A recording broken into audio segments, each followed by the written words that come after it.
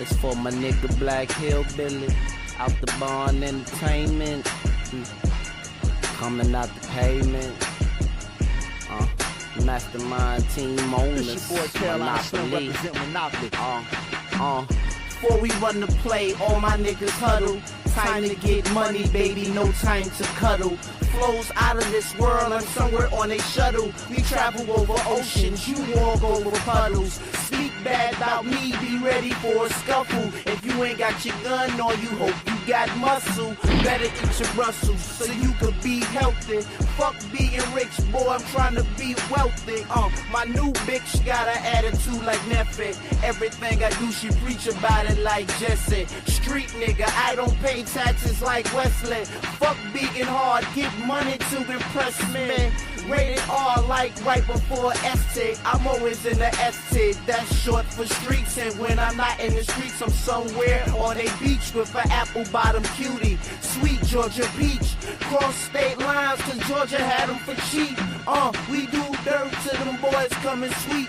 You claim you on the field, but we never see your cleats. I run with the wolves, you walk with the sheep. Raving about that ugly bitch you with like Todd Heap. I'm so complete, why would you wanna compete? Run up on a nigga when he 4 and 5 deep. No gun on me, I ain't scared to lose a couple teeth. If the beef that real, then somebody gotta leak. I take that back. If it's real, then somebody gotta sleep. And I'd rather be you than me.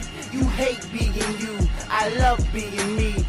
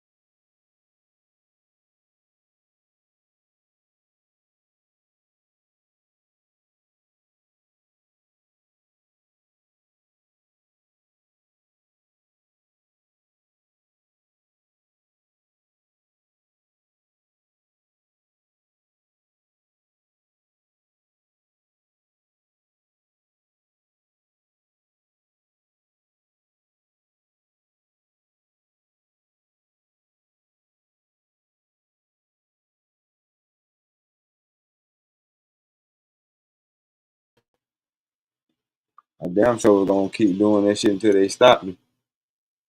I don't know how they do it. A lot of people be playing shit. I ain't gonna call no names, but like I said, I ain't no snitch.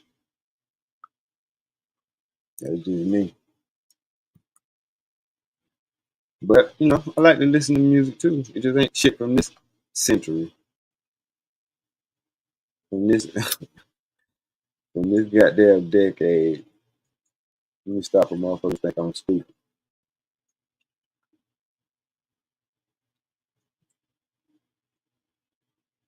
But I don't know. Now that you think about it, I don't like listening to nothing from this century. Not too much. I listen to a lot of pre-2000s music. Well, I don't know what the fuck these motherfuckers talk about now.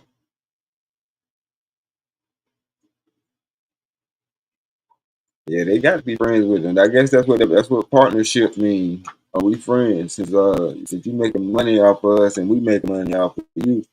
Oh yeah, have at it. Have a music day.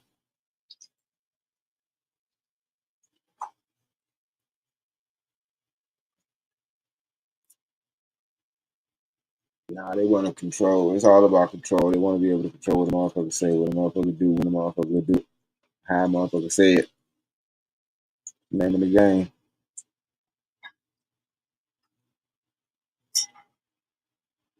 I guess once you get in it though, then you can start. It's almost like a job. Like, keep your piss clean until you get the job. Then once you get the job, they ain't gonna piss test you unless you get into an accident.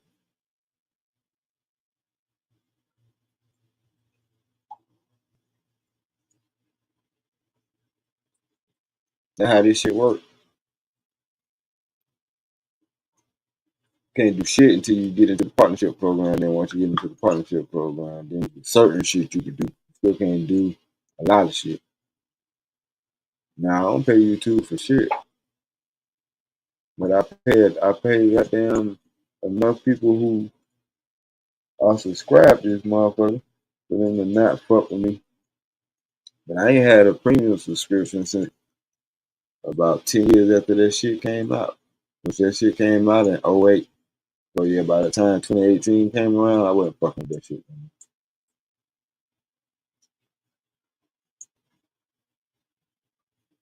Only reason why I paid for YouTube Premium in the beginning is so I can listen to the videos, the YouTube videos, you know what I'm saying, in the background and do other shit with my phone.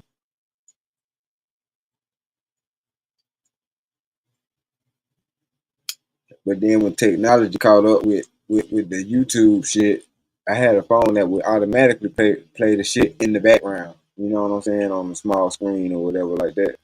So I was like, well, fuck this subscription there. That's the only reason why I was paying for it.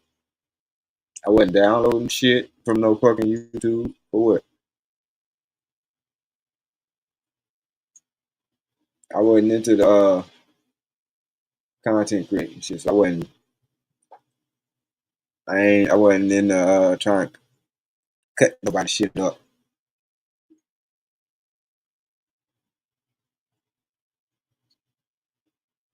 If you're paying them for the services or providing you a platform, they want your money.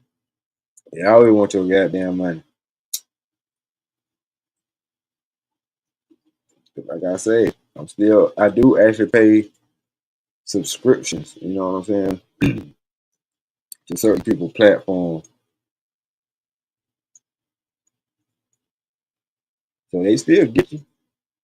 They still get you some kind of way, shape, form, or fashion. They got the fuck. But then it got me to thinking, shit, it ain't really them fucking you. They just, translate that shit into your own life. Everything that you do, you should be getting paid for the shit.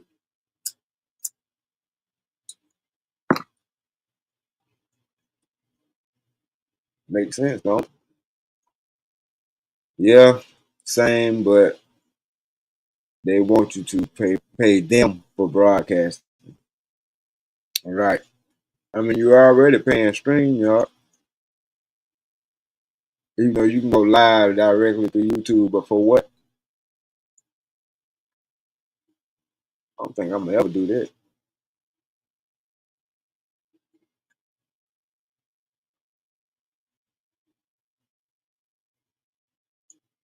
Probably did that shit once or twice. I don't know. Would you go live straight off the phone just by hitting the plus button? Like, nah, hell no.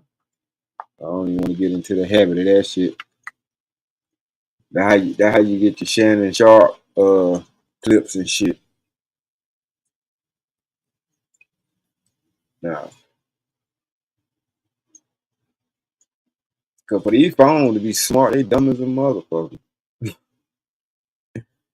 I know Shannon Sharp supposed to have a top of the line phone. How your shit gonna automatically record? Crazy as fuck.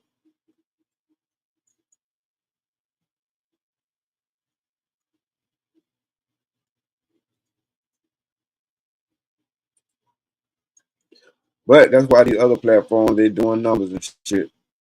But YouTube been around so long, shit. Some YouTube older than some of y'all children. That's the reality of it. You know what I'm saying? I know that.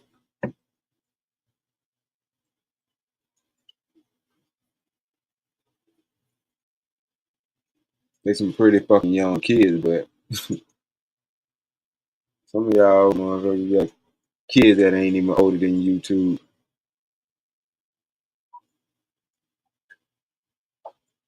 Said the juice box is lying. He reported it. Ooh.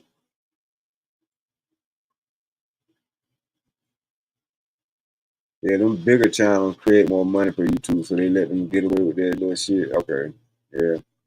It don't make sense, but it kind of makes sense. Oh, your youngest is 17. Yeah, a little bit older than YouTube. YouTube been around for a good minute.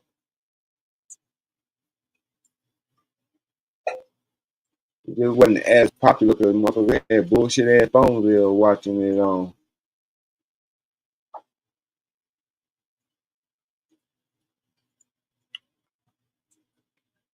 Real shit.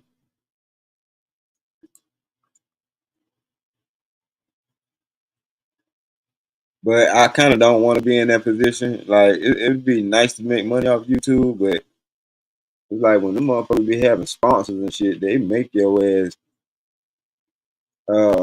put out content so you can keep them numbers looking a certain type of way. That sounds like a job. That sounds like you got to meet a motherfucker quota. That sounds like work. But on the flip side of that, they be like, "Well, why the fuck you doing this shit if you don't want to do this shit?" Good question.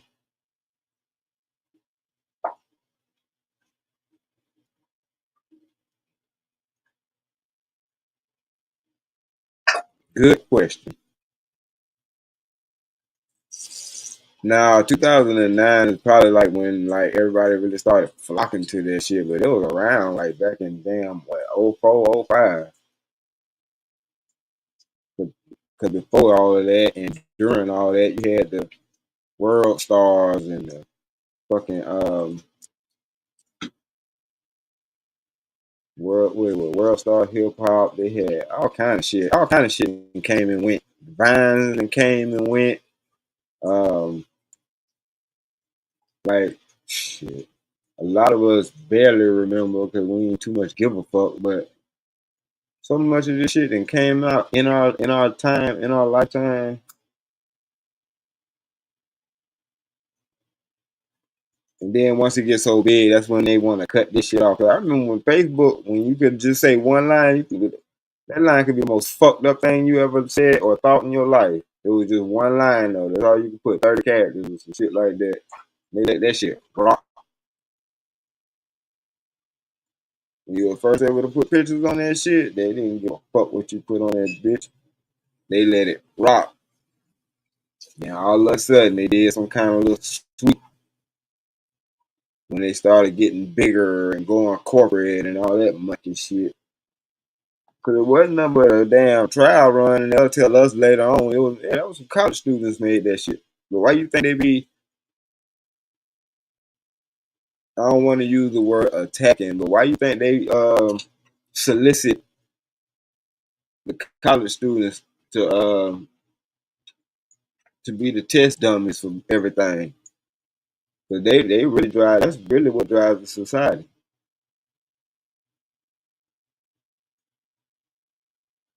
Yup.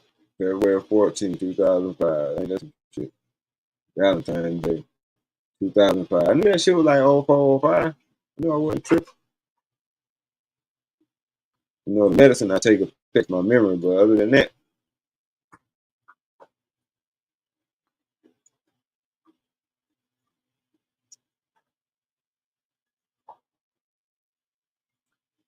that's in '05, man. Chat rooms and shit. I've been on chat rooms back in fucking 97, 90, and 98. The motherfuckers was on AOL discs and all that little monkey shit. Thinking to myself, hell, if I would have stuck with that shit, you know where I'd be at right now. What up, Hassan?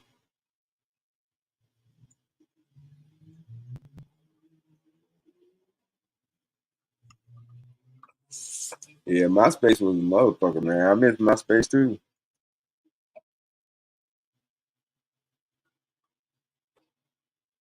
MySpace had us creating web pages and we didn't even do shit. Well, or we didn't look at it as if we were creating our own web page. We just was trying to make our page look good. But we were putting widgets and all kind of little shit in there. You know what I'm saying? Like my shit was tight. Rob Mac shit was better than mine, but my shit was my shit was alright.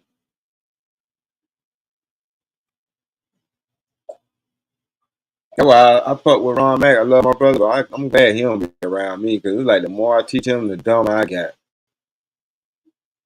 Cause it's like I show him some shit, I be like, man, check this out. What with this? Next thing you know, he come with me. Hey, look what I made.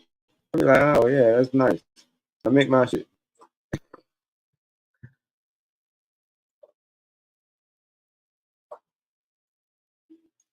Like, you get the fuck away from around this nigga. This nigga make me lazy. Hell yeah, we were coding. You know what I'm saying? That's all that shit was, coding. We were putting in URLs and all that shit. You know what I'm saying? Like I said, my shit had pop videos and shit that you can't get back. All kind of pictures and shit. You know what I'm saying? I had, man, that shit was crazy. And I thought that was gonna be but they ended up. I think they ended up buying that shit out just to fuck over it.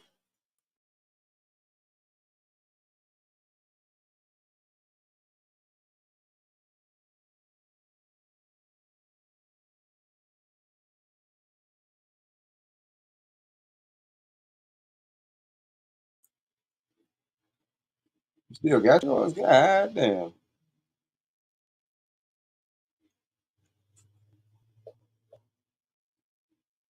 I remember that shit went from you couldn't even get on fucking internet unless you had one of them down AOL CD, and it went from you couldn't find the motherfucking AOL CD until you didn't give a fuck about no AOL CD. Them shit started stacking up in the corner some goddamn way. You know why the fuck they still mailing me this shit?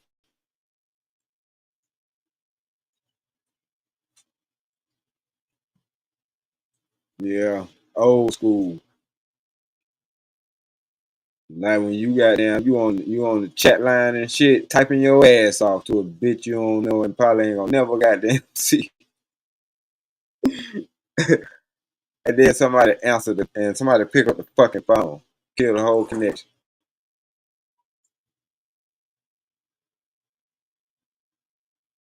I think that's another reason why we don't have no respect for the younger generation either. Like y'all got thoughts that's showing y'all straight monkey shots on Insta. You could DM the hoe immediately type shit. See what she look like at DM immediately. We couldn't even see these bitches we were talking to. We had to imagine what a bitch looked like. Type of shit. I mean, we'll get to the point where we email each other pictures and shit like that, but we don't fucking know that's real.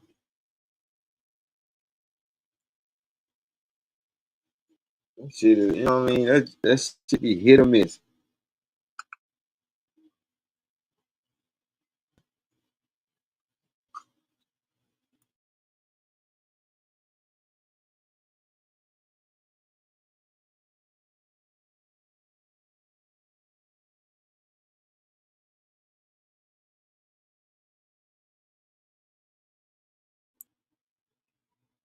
Yeah, that's the origins of catfishing and shit.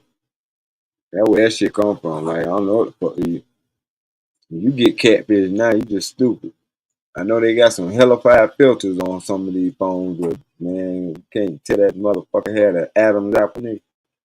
Fuck out of here. But anyway, yeah, real catfish. Can't go by what a motherfucker sound like. and her goddamn roommate picture, goddamn.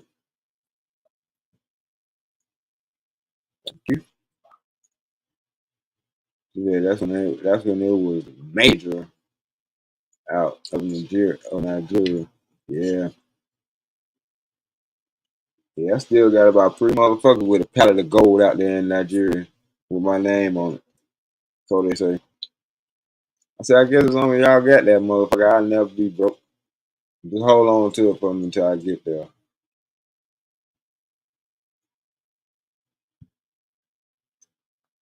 You won't trick me.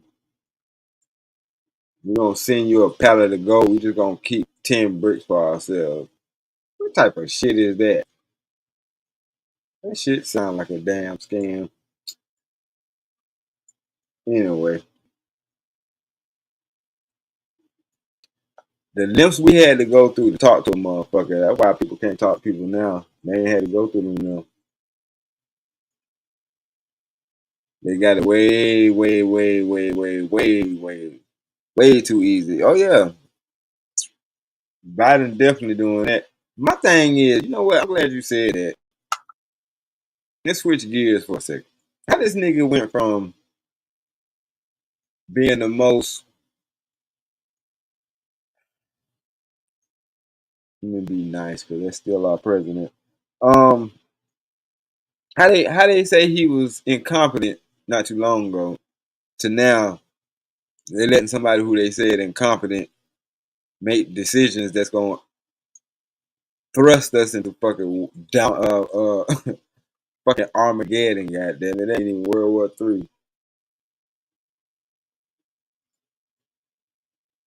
Cause World War III would mean y'all stupid motherfuckers globally going to war for the third time, nigga. Third time the motherfucker charm. I ain't going for this shit.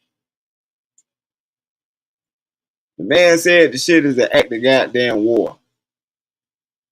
If you do X, that's a fucking act of war. And this dumb dog, they let this stupid motherfucker, like, they just said that nigga was incompetent. This nigga was missing a whole fucking campaign, shaking hands with Trump and shit. Know the fact that Trump been cool with him and still went to war the next day with these motherfuckers. Get the fuck out of here.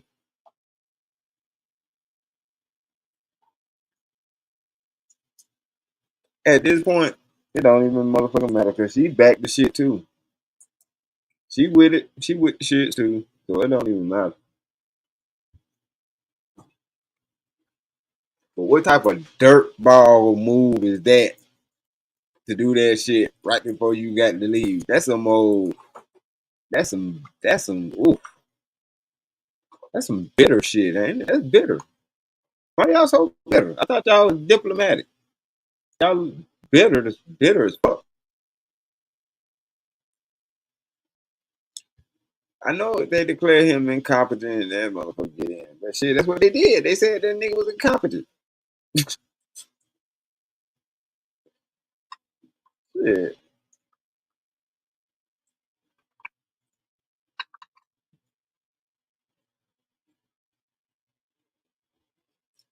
That shit crazy, man.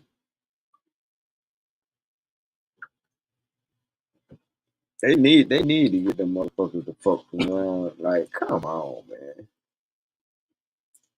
But for man, look,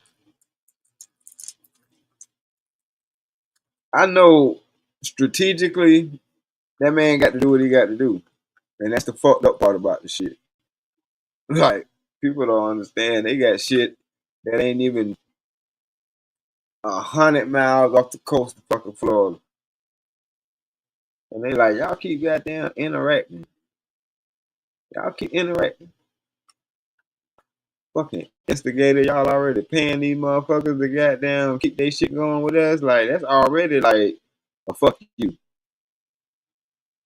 Man, these motherfuckers do tripping. But then they want to stop my shit from playing music. All right. One day this shit'll make sense, but then by that time, I guess I'll be pushing up flowers. By the time, you know what I'm saying, all this shit makes sense. Because none of this shit don't make sense.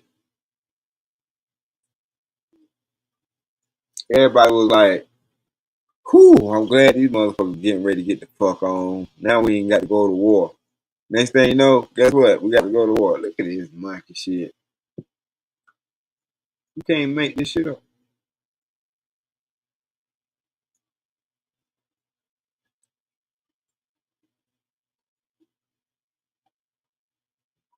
If that don't tell y'all nothing, I don't know what will.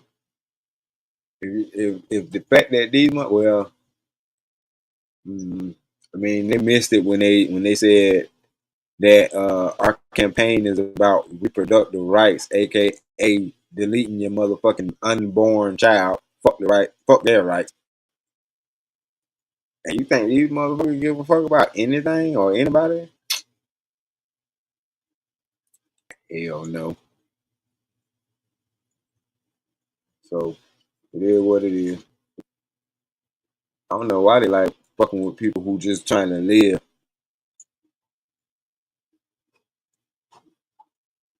Yeah, we understand y'all trying to live, but y'all ain't trying to live the way we want y'all to live. Bitch, who the fuck is you? Who died and made you the fucking authority?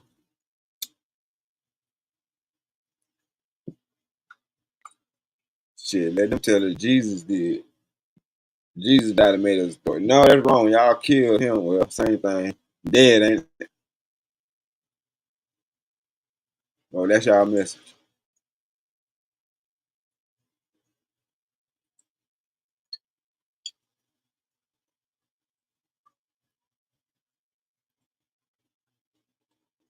And I think the only reason why God ain't come back because I ain't talked to his ass. I ain't said shit to him yet.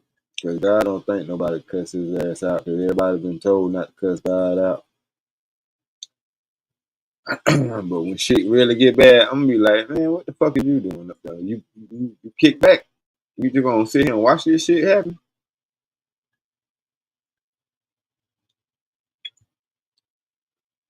The longer you wait, the more people lose faith.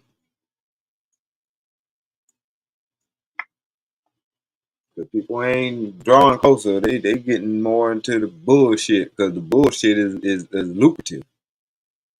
Sex sales, fuckery sales, debauchery sales. Like, look at all these motherfuckers. That's currently under investigations.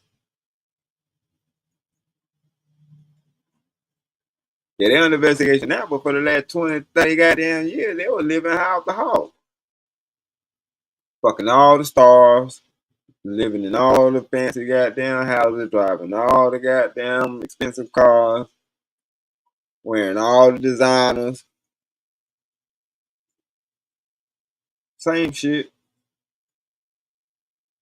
They'll convince you that that's the life you want. Because in reality, everybody want to live comfortably. Everybody want to goddamn have something. Don't nobody want to struggle. Ain't nobody signed up to struggle in this life. I don't believe that shit. But that's why it pisses me off when these bitches be talking about don't nobody want no struggle, dog. No, duh, bitch. Preaching to the motherfucking choir, ho. You right, motherfucker. But you saying that meaning as soon as the going get rough, so is your ass.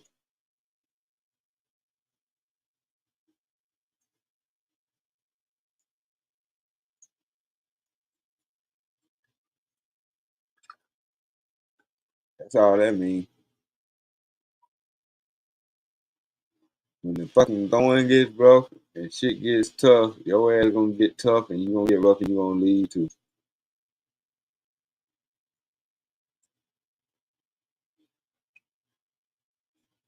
That's how motherfuckers are dipped these days.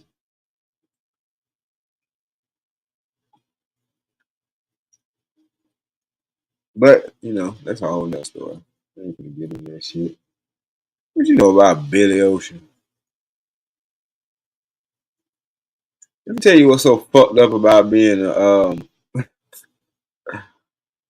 a child that don't really know they damn daddy like that. You know what I'm saying? Because the way the mama and the daddy relationship was, shit. I don't know. I was a child. I knew what my daddy looked like, and I saw Billy Ocean on TV, and them niggas looked alike. So for a while, I was like, yeah, that's my motherfucking daddy right there. So I love some fucking Billy Ocean. Nigga, what? Caribbean Queen?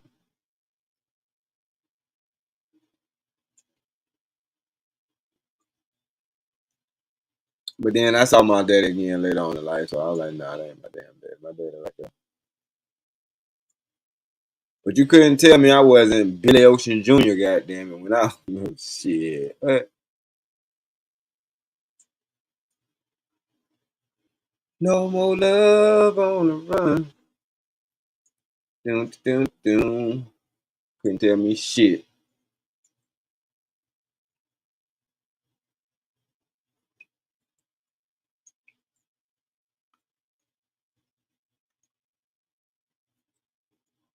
Man, what? I went from goddamn I was Billy Ocean, and then I was that nigga off of I think that shit called McCormick, not McCormick. What that shit was called Miami Vice. The black nigga on Miami Vice, the cool black nigga on Miami Vice. Then I was him.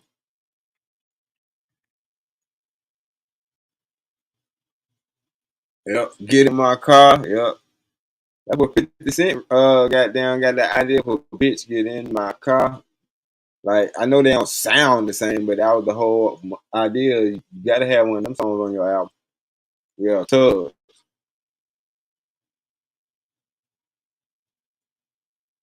And suddenly, yeah, that motherfucker, that was a crooner, boy.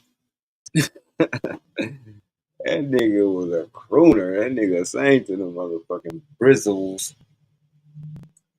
But like I said, that was another thing too. No, I say I was a Renaissance nigga. I don't even fuck.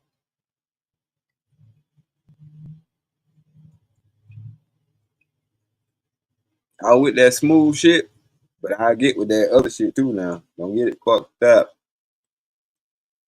Two the Buzz said she was born in 77. Shit, I'm 78. We right there.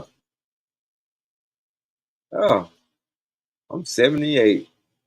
And because that 313 Gray said when my pops was a cop, his coworkers used to call me Miami Vice back in the 80s. That's what's up. You was goddamn 11 with a leather coat. I already know.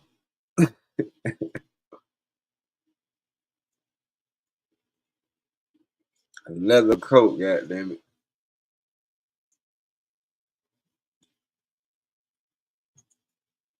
But boy, 81, that's what's up.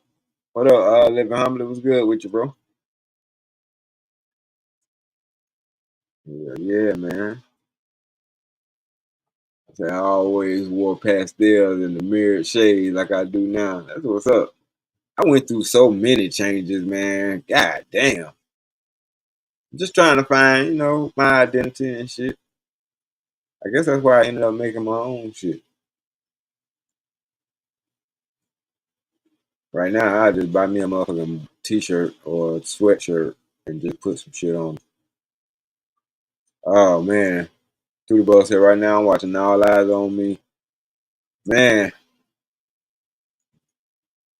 that's one nigga I do miss though. No homo. Pop, man. I know if I play some Pop, that shit would goddamn get. But Pop made the realest shit as far as music wise, man. I'm always listening to Pop. I was listening to what that was, Stay True the other day. Nigga, what? More cream. Tell them why the whole dream.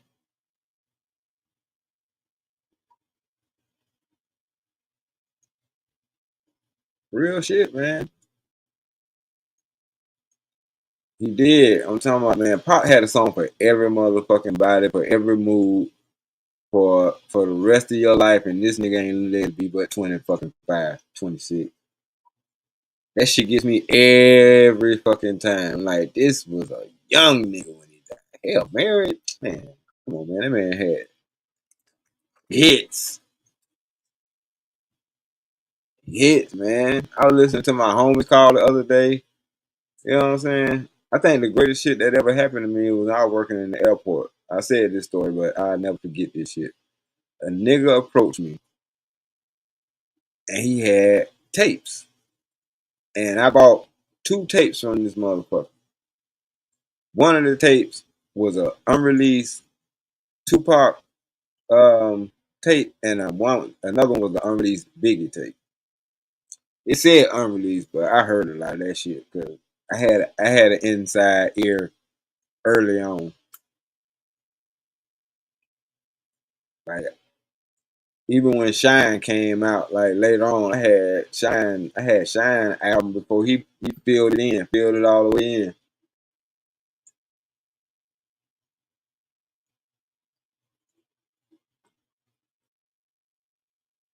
Goddamn, my brother, that's my brother. He used to rub rub shoulders with them motherfuckers doing what he do. Yeah, I met Lil Kim when she was 15. Yeah, she was 15. Yeah, but she was young. I ain't been younger than that. Yeah, I met all them niggas. Yeah, I bet you fucking did. But I remember like back in the day, he had a tape, and some of them songs that I bought probably 10 years fucking later, he had some of them songs already, and like it was when Biggie was was freestyling with goddamn with the Locks before the Locks was the Locks. You know what I'm saying? They wasn't even called the Locks. They were called some other shit. They wasn't even called shit. They just rapped as who they was. If I ain't mistaken. Like Jada always found a way to say his name in his rap. But now, man, them motherfuckers got down. They were giving big ass the business on that freestyle shit. Like them young niggas, and they were young niggas. That would make that shit so bad. But I was glad to see the Locks get in. They fucked around and got in on both labels. You know what I'm saying? They were bad boys. Yeah, yeah. Billy fucked them over. Then they ended up going to goddamn X and shit. Then I think they, spunked off, did their own little thing or whatever like that. Jada had an album that had dropped like when I was getting out of the motherfucking Fed. He had did that shit with on that Luther Vandross shit. Man, he destroyed that shit. I think that was a top 5 dead or alive. Yep, top 5. Shit like that. But so much through the music, man. Yeah, Jada Jada. Jada be flowing though, man. Besides Pop, Jada up there, goddamn it. Like Jada has never said a verse that's let me down, goddamn. But Pop was versatile, man. Like I can only listen to Jada like if I'm in that Jada mood, you know what I'm saying? Other than that, hell nah. Like, nah. But Pop got shit. You know what I mean? I was listening to Words of Wisdom. That's why I was like, when people start judging him and they start off with hit him up, I'm like, y'all have no fucking clue who the fuck Tupac is. Never had a friend like me. Like, How Till I Die had to grow on me because I know that shit was posthumous.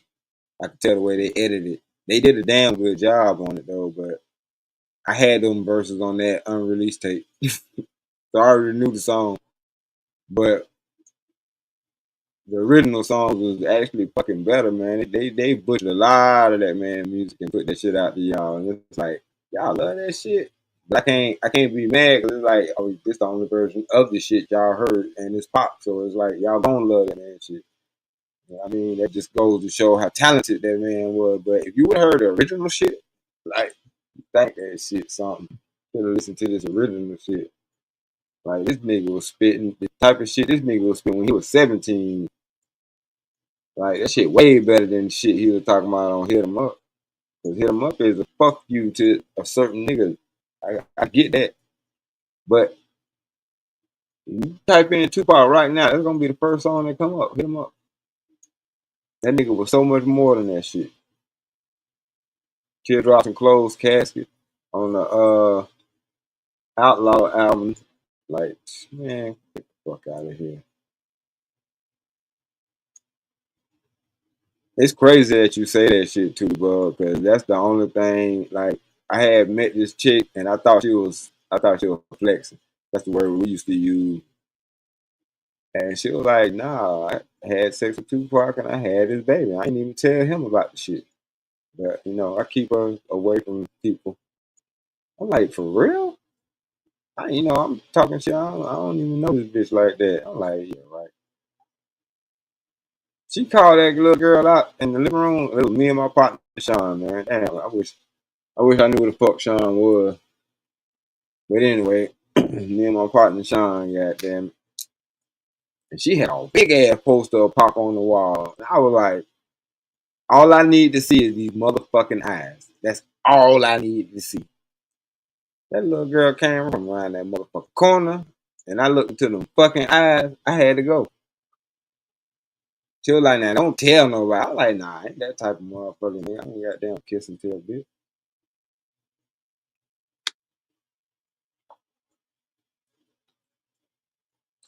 Everything she said made sense. I'm like, why you? I'm like, you ain't never thought to contact this nigga and at least let him know he got a fucking child. Like, he's like, nah, cause I ain't want to be like no groupie, no shit like that. Like, no, you know. I'm like, damn, and I couldn't trip because it's like, nigga, you had that shit happen when you was in the army, nigga. You wasn't even famous, so it wasn't like the shit was far fucking fetched.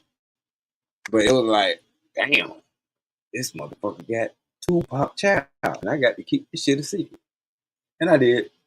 Y'all never know who the fuck he is. I'm like her. They can think I'm lying for all I give a fuck. I know the truth. Them goddamn eyes was unfucking deniable. I started asking that little girl to rap. She wasn't number like probably 6 or 7 or some shit like that. I started asking that little girl to rap. Just say something because you probably sound just like that motherfucker. I guarantee you sound like that. Well, I think Pop would have liked him and he would have been Trump 100. Think so? I don't know now, cause Pop was talking about Trump ass back in '96. I mean, not '96, 90, like '94. You know what I'm saying? And I don't know, cause M was kind of on some crazy shit when M first came out, and Pop wasn't on that killing your mama and your damn deleting your mama and your baby mama and shit like that. So I don't know. You know what I mean? Cause he fucked with like John B. You know what I mean? So I ain't saying that it's a color thing. Cause at the end of the day, the one that know it ain't. It ain't a color thing till you make it a color thing.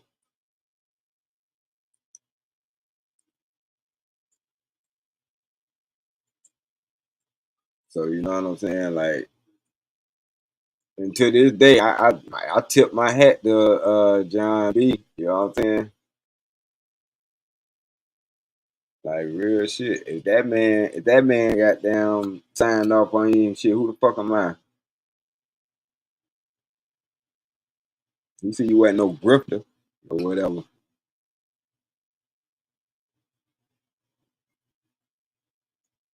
And I think John B married a black woman, but it ain't like he married a black woman because white bitches ain't shit. No, he married a black woman because he fell in love with that particular woman. That's why when we were talking about that shit on Is, so like people get that shit twisted, man. Like, no, if you and that motherfucker taking good care of each other and y'all with each other because y'all really fuck with each other, not because you fucking with this person out of spite of a whole fucking race of people, because that's not fair to that person or the race of people. Because the little handful of motherfuckers that you fuck with don't represent that whole race of people. And that one person that you trying to, you know what I'm saying, live vicariously through don't represent the whole other of the other community neither. So it should be a confusion, you know what I'm saying, a fusion of confusion. How about that? But like I say, shit, two motherfuckers that genuinely fuck with each other, tip my hat to that. Uncle Cody 313 the Great said, I used to go to the same collision shop that M and his ex went to. They said they used to vacuum up so much coke they had cop. Real shit. I don't think they had something to do with that shit. Yeah, fuck around and yeah. Sometimes you got to get the heat off your ass, especially if you're running a legit business. Back in more of all the goddamn coke and shit. Them motherfuckers gonna goddamn somebody gonna fuck around and think we doing this shit.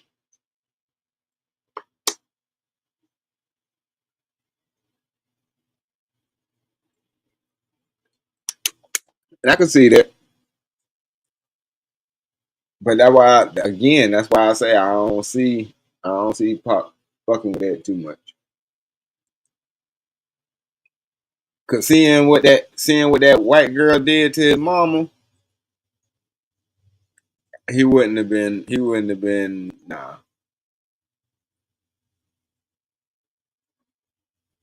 hell nah.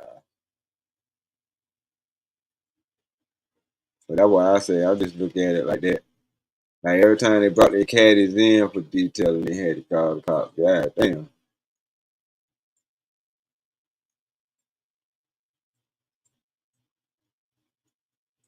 But hey, if the rumors is true, that nigga Ben snorted himself away. That's why they talking about rehab and relapse and all that extra shit. Like M was gone for a whole straight 6 years, and then he came out, and now he the rap god and shit. Like ain't nobody knows that shit for me.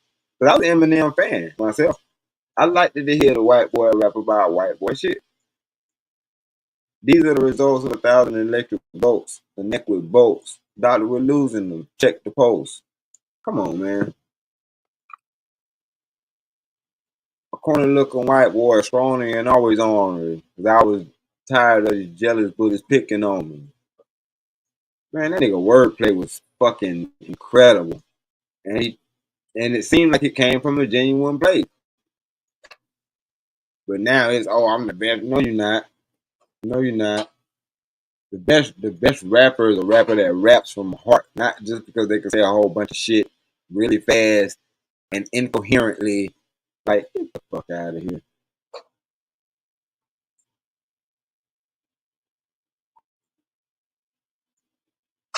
But you know what I mean? Shit. He was telling you on his first album he was a piece of shit. I never meant to give you mushrooms, girl. I never meant to bring you to my world. When I you sitting in the corner crying. Now my fault. That shit was hard as hell. But he was telling you.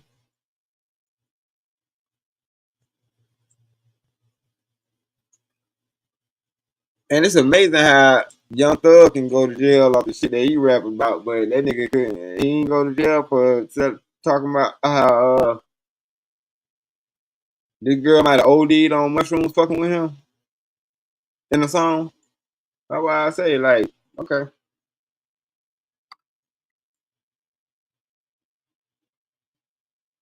That's why we be feeling like, man, we just can't fucking win for losing. I ain't rooting for Young Thug because this nigga was the same nigga that came out in the dress. If I ain't fucking mistaken, let's not forget. I know my medication affects my memory, but some shit I be wanting to forget, but I can't.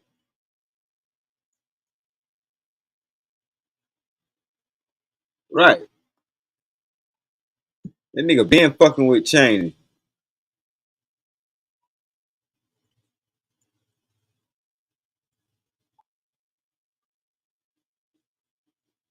All kind of shit. Like, come on, man. Think about it.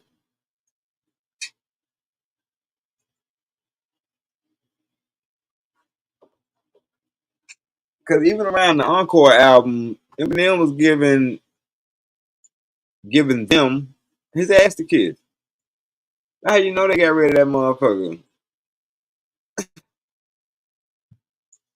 Go back and listen to Encore. I dare you. White America, I could be one of your kids.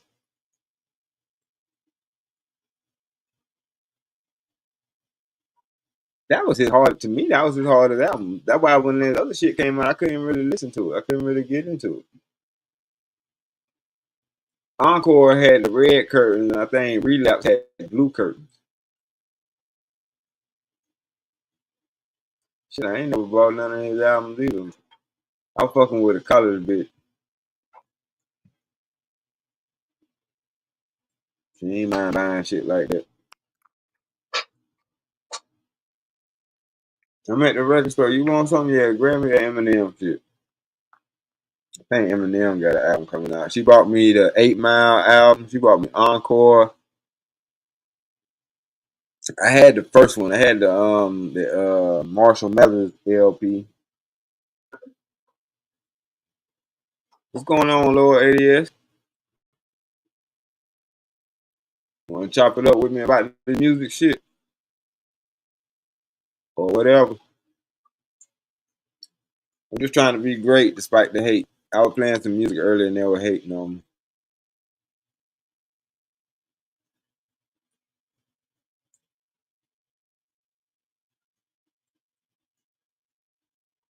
Yeah, I mean he had a few. Yeah, that's why I said it. Some of the songs were funny and shit. Like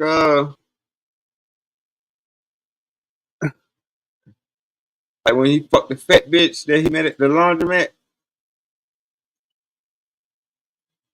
He said, I spit when I talk. I fuck anything that walks.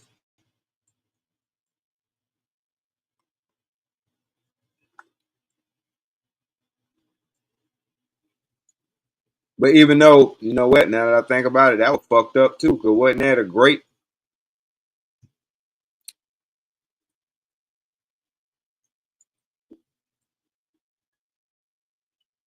But it's stuff like that that keeps the divide though. To be honest with you though, to the bug, like you know what I'm saying. And as much as we would want to ride with it, because when you think about it, who was Eminem co-signed by or introduced to the world to us in particularly? Who was he introduced to us by? Dr. fucking Dre, who also introduced us to another group of people called NWA, Eazy-E, Ice Cube. He also brought us Snoop Dogg. You know what I'm saying? Like, so of course, when you got him as a co-sign, it's like, all right, we'll see what the fuck you talking about.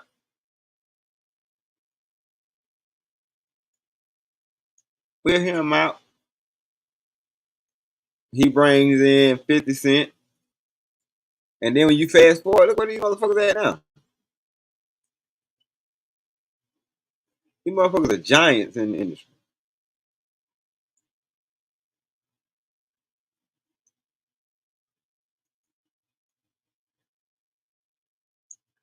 Which goes to show, shit, it ain't about what you know, it's who you know. And getting in the right doors. But like I said, at the same time, motherfuckers be sacrificing a lot to get into them places. Cause if you dig deep enough, yeah, you'll find out what's going on. And it might spook you, but I'm just saying you might find out what's going on. They said they ain't lost count of what Eminem this is, man. I'm like, I bet the fuck y'all did. But anyway, oh yeah. Too Short was that 88 shit. Like that was before rap was like even considered for most of us anyway. Like, cause Lord 88, you gotta understand, like Too Short came out, and I mean, I'm sure he was that motherfucker on the West Coast. Cause I remember that like this Too Short. Do-doom, do-doom, do-doom, do-doom. That was way before the bitch. Like bitch got him, you know what I'm saying? Like notoriety in the South. That's how the majority of the South kind of got on to him. Like he was still considered underground before he got down, rebranded himself. You know what I'm saying? Down south and shit. But yeah, we all know Short was that motherfucker. I remember listening to Short in high school. Cocktails came out when I was in high school, but Life is Too Short. I remember that shit. That shit was in '88. I was 10 years old.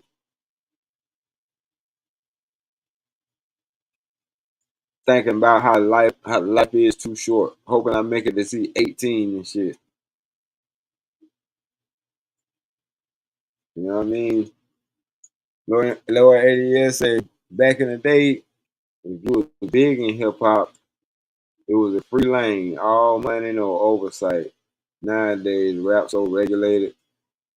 And you know what? The reason why they was able to make all the money and it was a free lane because there wasn't even no money in it for real, for real.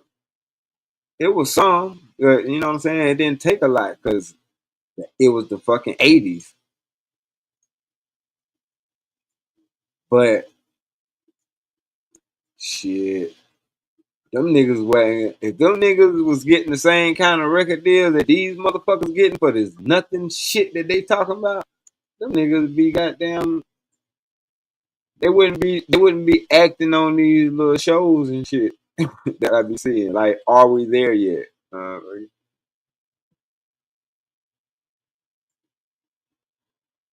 Yep. These are the tales. The freaky tales. These are the tales I know so well.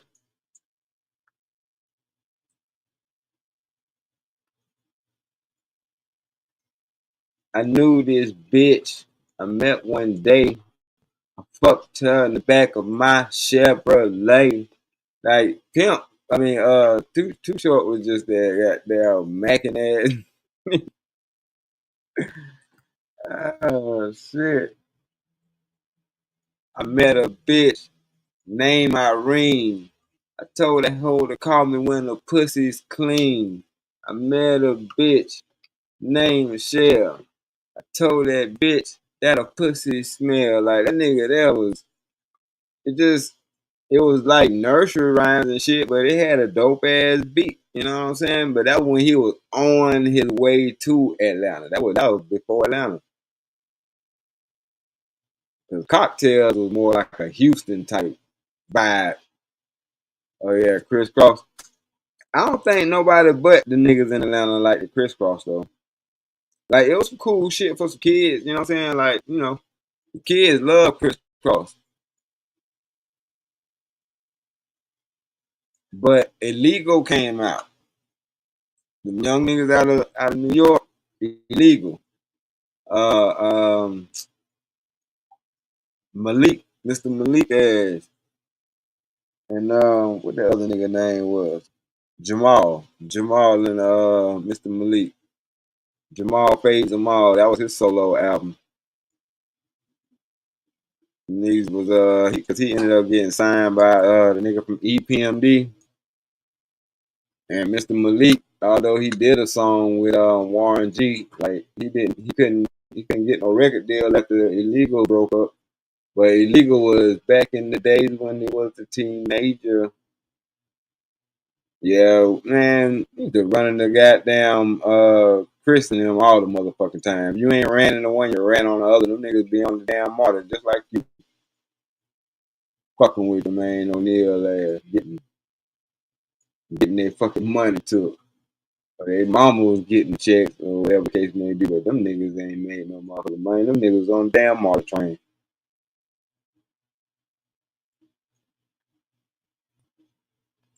And that shit so embarrassing and shit. We got a fucking record on the fucking radio. You got shit on TV and shit, and these motherfuckers, man, you on the fucking bus and trains and shit. But that be a lot of people's story. Cause Twister was saying the same shit. Like, and we thought, nigga, you Twister. We've been listening to you on all kind of shit. But Twister was like, no, like, he didn't really get his break until he was on Do or Die. I'm thinking to myself, what? Oh hell. And I know, yeah, it was a movement and shit. And yeah, it's like they breathe some life into you, you know what I'm saying, your career and shit. But I'm like, really? What nigga you got? They be signing these nigga, man, for these bullshit ass contracts. That's why it's a gift and a curse to have knowledge, man. I get that shit now. Cause we ain't signed no contract. We looked at that shit and we took our shit to an entertainment lawyer. And the entertainment lawyer was like, you knew this was some bullshit before you brought it to me. I said, yeah, but we know you are expert. You an expert bullshit, you know what I'm saying? You can read the legal jargon. You know what I'm saying? You got a better bullshit detector than we do.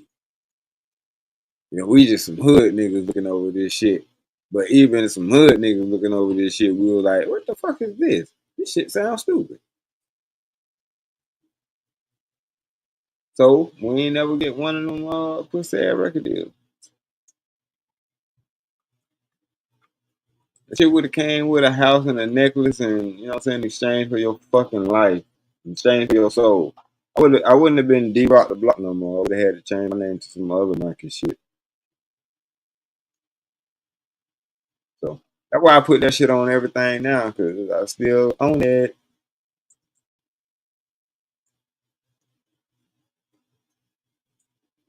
I still fucking own it. I don't own nothing else. But, you know, that's why Prince had to change his name to a fucking symbol. That shit goes deep, man. They be using this shit in perpetuity throughout the galaxy for eternity. You sign the wrong shit. Oh man, I ain't gonna be surprised. I told you I don't trust. You must ain't heard me say this shit before. I'm gonna say it again. I don't trust niggas with pink bottom lips because I don't know how that happens. You know what I mean? Like I guess because I don't do no outside the box type shit. So I guess I'll never know. But niggas in pink bottom lips, I don't know what the fuck it is, man. Like nigga, did you come out backwards or something? I don't know. But how? But you know, I ain't never thought about doing the research on that shit. I just know I don't like it. Knowledge yourself. I know myself. I don't like it. So shit, I don't. Dwayne Wade, goddamn it, Isaac Hayes, and I like Isaac Hayes' music, and you know what I'm saying. I think he's a dope ass actor or whatever like that. Like he might be even a dope person and shit like that. But nah, nigga, you got a pink bottom lip.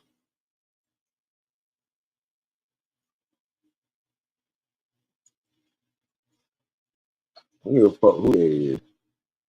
That shit just I don't know. Like nigga, how that happen, nigga? Like the only way you can get a pink lip is if the inside of your lip like is always exposed. Like nigga, why is the inside of your lip always exposed?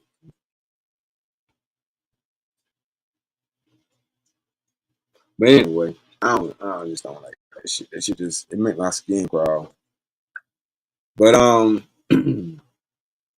far as that music shit though, you said some so many people said so many of Gen X heroes have been annihilated. Yeah, even if they ain't annihilated, like physically, their character has been annihilated. Like nigga grew up, motherfuckers like Denzel Washington. This fuck nigga talking about he kissed a man. Yeah, I kissed a man. Yeah. They wasn't ready for that though. Yeah, maybe they knew something that your stupid ass obviously don't know. Like that shit sent the shockwave throughout our community. Stupid ass. Whether it like ain't know whether it's true or AI or whatever the fuck. I don't give a fuck about none of that shit. That nigga said that shit. And he was proud because it was justified by whatever role. He's like, I'm already making $20 million off this fucking film. What the fuck is kissing, man? Mwah, kiss of death. Fuck out of here.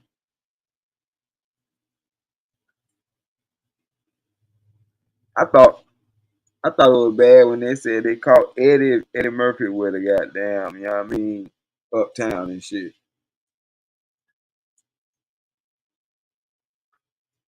Like I thought that was gonna be the worst of it. But it's like none of y'all motherfuckers will stand up.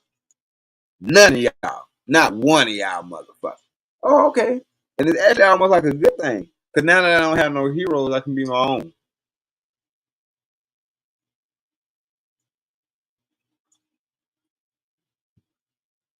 You know what I'm saying? I think that's probably why I strayed away from the motherfucking pack. Like I ain't never like what niggas be on.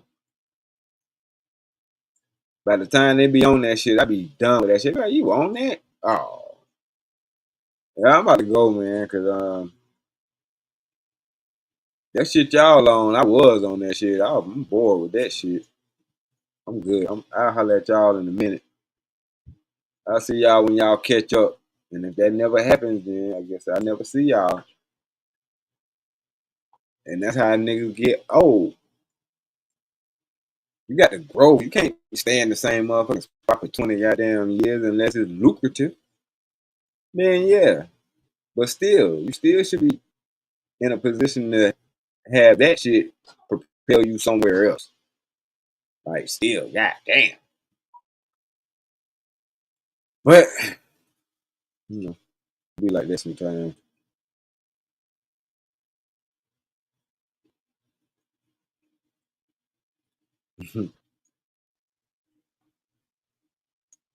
Yeah, they didn't last for long, did it? About Eddie.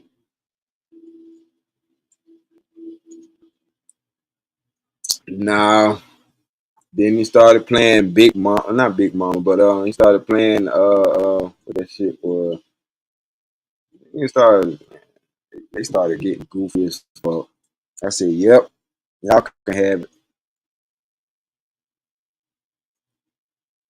Then you start thinking about all that shit and start putting it all together. You be like, "Oh, okay, this is why bitches like Halle Berry can't find no motherfucker because the nigga that was on her level, I'm sure by the time she figured out that they like to be pegged and all kind of shit like that, like she don't know what the fuck which way to turn."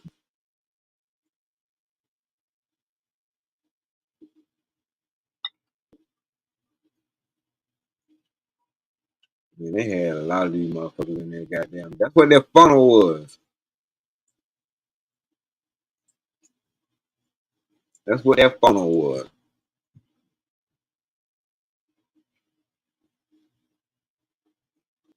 And what I mean by that funnel, like it's like a big ass recruiting agency. Like they go to the club, they got thousands of dollars. Who want to come back to the after party with us? Yeah, we do. Okay, come on back to the after party, get drugged up, get fucked, passed around, and all that extra shit. Now you don't know what's happening the next morning, and you got to get the fuck out. Yeah, the night over with. Y'all need to go.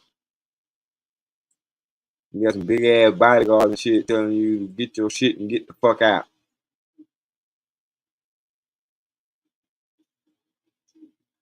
You don't know what the hell happened last night. You can't remember shit. All you know is so you sore and you walking like Bambi.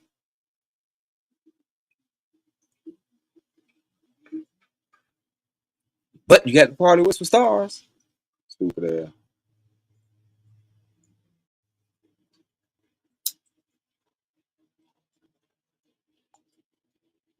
Wow, that shit really, it's like, it's not even surprising. It's like a lot of folks want to goddamn, play victim after the fact. Motherfucker, y'all know what y'all fuck we doing. And it ain't, I'm not trying to victim blame or no shit like that, but they left the club to go with y'all. At what motherfucking point do you not take responsibility for leaving the comfort and safety or whatever the fuck you had control over to being in a situation that now you ain't got no control over?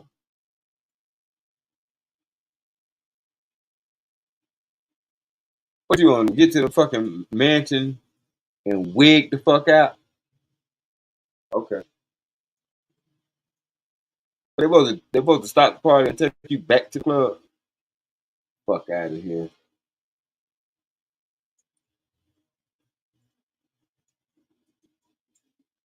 But because, it ain't nobody set no standard or no structure and motherfuckers is able to just do dumb shit and then play victim because mean old people shouldn't be mean old people. They should avoid my stupidity and understand that I'm gullible and fucking naive and not be mean to me. It don't work like that. Life don't work like that.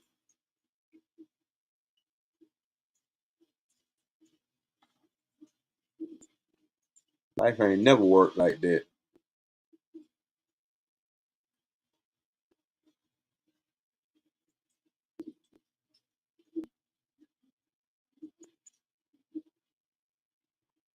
I guess it's easier though to play the victim than to say I fucked up. I knew damn well I shouldn't have got into the car with them 5 niggas. Cause if something happened, I know I ain't gonna be able to fight off all 5 of these niggas. I won't get in the goddamn car with 5 niggas I don't motherfucking know.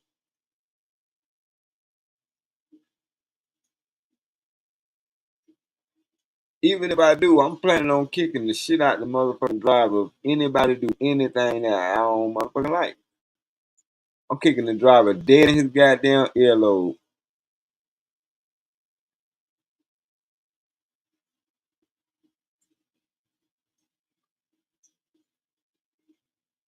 But y'all females, y'all bold as shit. Y'all will jump into the car with 5 niggas and be surprised that your ass can't goddamn you don't walk the same no more. Stop it, man. That shit used to piss me off in Atlanta, man. I'd be like, look at this shit here. This dumb bitch don't know no damn better. She think that's the life, huh? Nigga pull up, goddamn, and the motherfucking cutlasses. Yeah, little two-door shit. Window roll up, soon as they open the door, that smoke billow out that motherfucker. You can barely hear it when it pull up. You hear a little, you know what I'm saying, a little thud, but as soon as they pull up and open up the damn door, you hear that whole system. And them bitches be like, I wanna go. Oh yeah? You wanna go, you wanna ride with them. You gonna get in the car with them. Alright.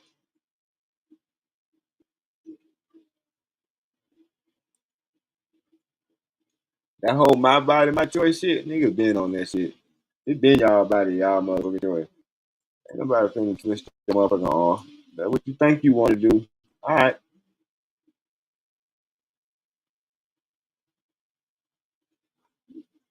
Then we'll hear about the sob story a couple of days later. Yeah, she can't come out. She can't come out.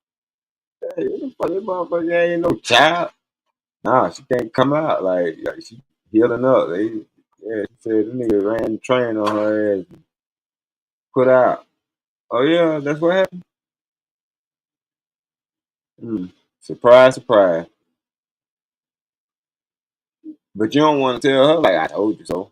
You know what I'm saying? You just when you see it, you just shake your head. Try to save your ass, but some people they don't want to be saved. Yeah, there ain't no help for them. None whatsoever.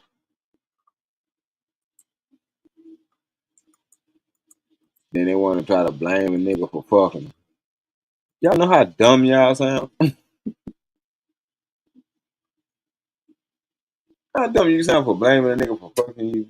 Stupid ass motherfucker. That nigga lied to me. That's all it took for him to fuck you? And he stupid? Okay, got you.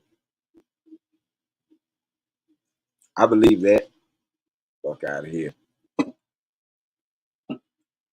Like, who the fuck you think you talking to? He tricked me out of my pussy. Somebody tricked you out of the only motherfucking bargaining chip that you will ever possess in his lifetime. You got to be dumb as hell. But see, that's why God ain't make me a woman.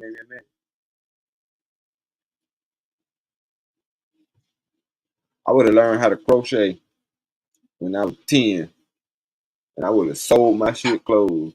Fuck out of here. You ain't putting nothing inside of me, motherfucker. I don't know you.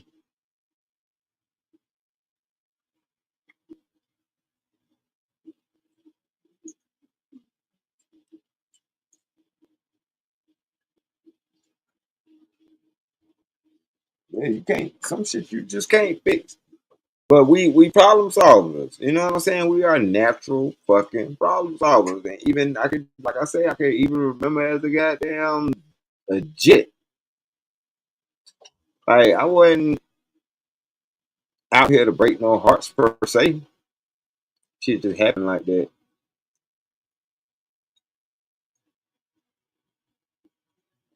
All you do is end up ruining motherfuckers though. You know what I'm saying? But hey,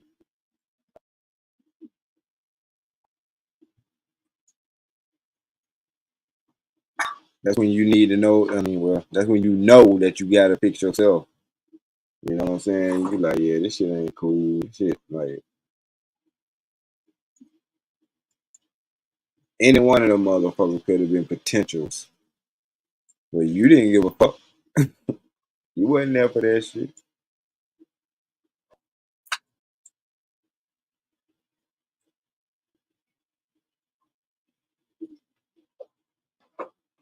And it takes some real growth to goddamn surpass that.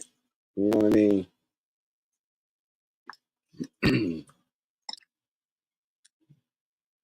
And I think that's for both. That's for both sexes. That's why that shit can go either way. And I think we all know that. And we want to keep it real with ourselves. Anybody could be turned the fuck out. The whole trick is you want to be turned out by somebody who gonna take you seriously. That's why you gotta save certain shit for the person that's gonna take you seriously. Because everybody ain't gonna take your ass seriously. Not for a long time anyway. It takes a lot.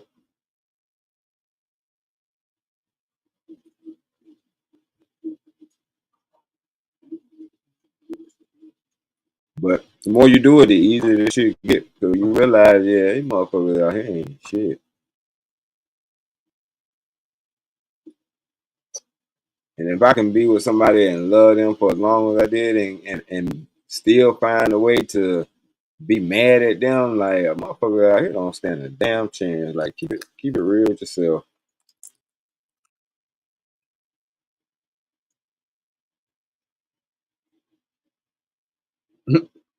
To the bug said dumb isn't always endearing. No, people don't like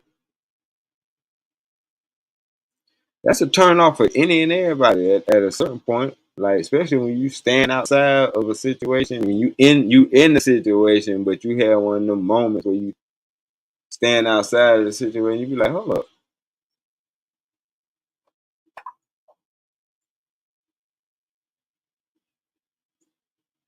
Like sometimes that be the worst shit. Depending on what you're looking at though.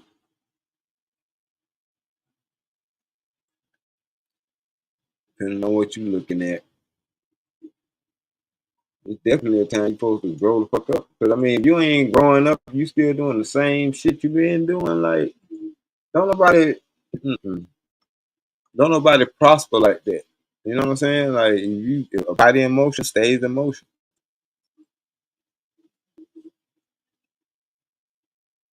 Like my wife told me her father used to say the only thing comes to a sleeper is a dream. And you right. Shit, you gotta keep moving, keep producing, keep making, cause shit, one of these days your ass ain't gonna be here to do none of that shit. You just ain't. So, you know what I'm saying? Like play with this shit if you want to.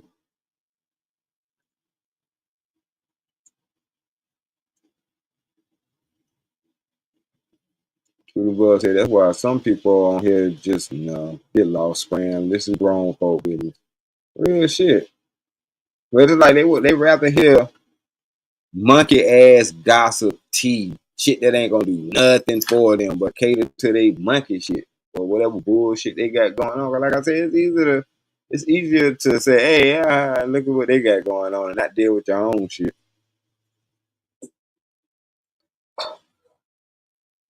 Because dealing with your own shit might mean that you got to fix some shit. You know what I'm saying? And a lot of people don't want to fix themselves. They do rather watch somebody else shit go down the drain and think that it ain't gonna never happen to them. Think they turn ain't gonna never come up. You know what I'm saying? Now your number comes up. All right, they gonna pull your card. Your card sooner or later gets pulled. Your number gets punched eventually. You know what I'm saying? Unfortunately. But then shit, fortunately. Who the fuck wanna live forever? No, I don't.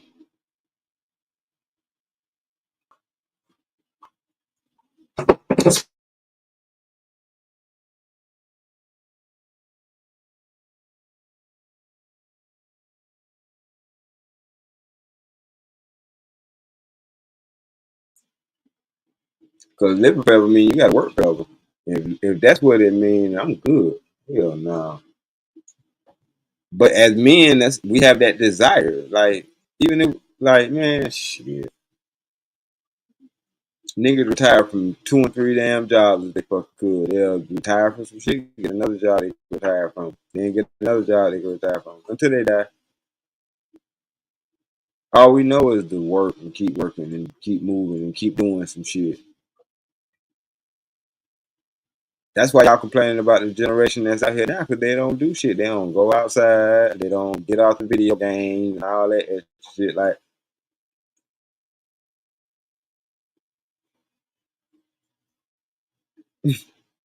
that should put y'all to be the parents. Y'all like, man, we used to do shit when we were y'all age. Damn. I ain't never seen my parents when I was y'all age. We'll be at the movie. We'll be somewhere, park, at a friend's house, something, doing something. God damn. But you know, it ain't that way no more. You know what I'm saying? Shit like it was back in the day.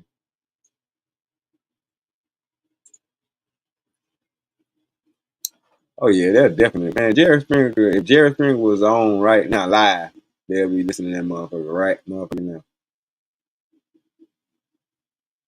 They don't want to positively affect their lives. You know what I'm saying?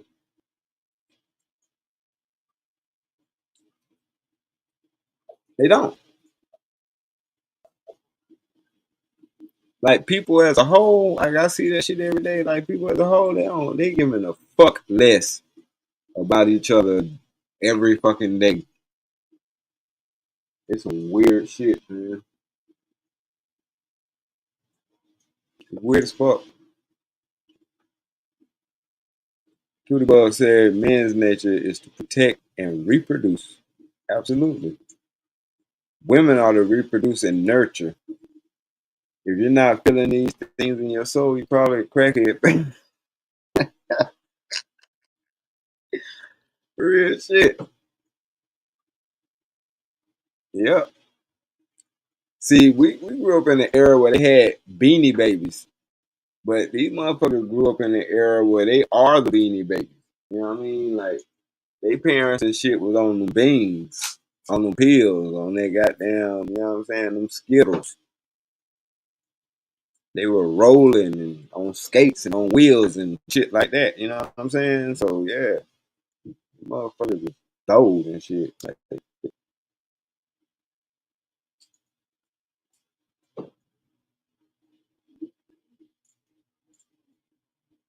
why I thank God for my situation because I couldn't be out here dating half the shit that's out here now. Y'all motherfuckers are crazy as hell. Like, bitch, you belong in one of the facilities. Shit, you just said that's some stupid ass shit. You sure you alright? How the hell did you manage crossing the street without getting hit? You goddamn. Cause I don't see it. They must have Ubered your ass to the front door.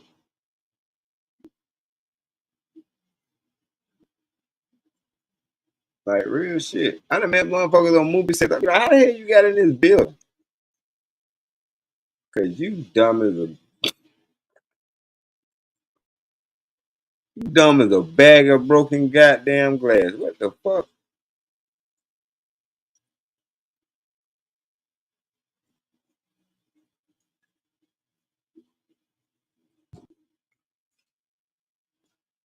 It's like, man, this shit crazy. I've been snapped on one of you motherfuckers. I got the attention span of Ike Turner. Bitch, what you say? You don't want this goddamn cake after I pay goddamn $30 for this motherfucking cake, bitch. You motherfucking crazy. You better eat this motherfucking goddamn $30 cake. You better shit. Well, give me goddamn 15 and eat $15 of that motherfucker. You better do something. What is wrong with you? I don't like it. All right, you got to eat it, motherfucker. You ain't got to wear it. You got to eat the motherfucker. Bitch. Now you gonna fuck around and end up winning. I like when I heard that shit, and I don't even think that's how the story went, but when I heard that shit sounded believable. How the fuck you gonna say you want some goddamn cake? You get the goddamn cake. Now you don't want the motherfucking cake. After I paid the motherfucking money for the goddamn cake. Need the goddamn cake. Shit. Put a nigga through all that. I ain't even said shit about the cake. You brought the motherfucking cake up.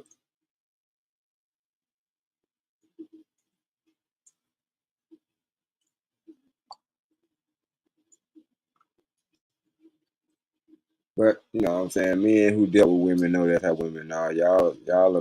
Y'all think of some shit out of thin air. Let me see if I can get him to do this. Hey, can you?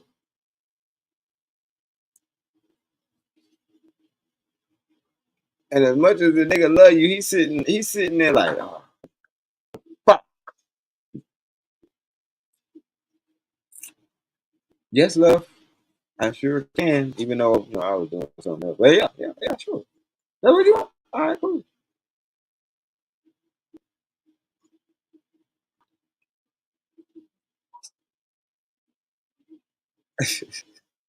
Two girls said, no, I wore it literally. When I was around 2 or 3 years old, my mom was running late for work. And I wouldn't eat my Campbell's veggie soup. She said, eat it or wear it. I refused. I wore it. Hell yeah. Oh, you were born in '77. I believe that. Wasting food. You'll fuck around and goddamn, you get this on. Like, what the hell? Waste food? All right. Like, every time my mama went shopping, we got threatened. I ain't not goddamn it. I done brought this shit. Don't eat all this shit up in 2 days. Man, shit. She brought a bag of oranges. Yeah, I like oranges, so I'm going outside with the bag of oranges. Oranges getting passed the fuck out. I'm orange man standing goddamn it until 3 o'clock. You know what I mean? My brother and shit, he liked bananas, so he took the whole bundle. Like, we wasn't shit as kids. And it's like, I don't even blame my mama. I'm like, you tried to raise 4 fucking boys. Like, we would eat your ass out of house and motherfucking home. So, yeah, as far as wasting some shit, nigga, please.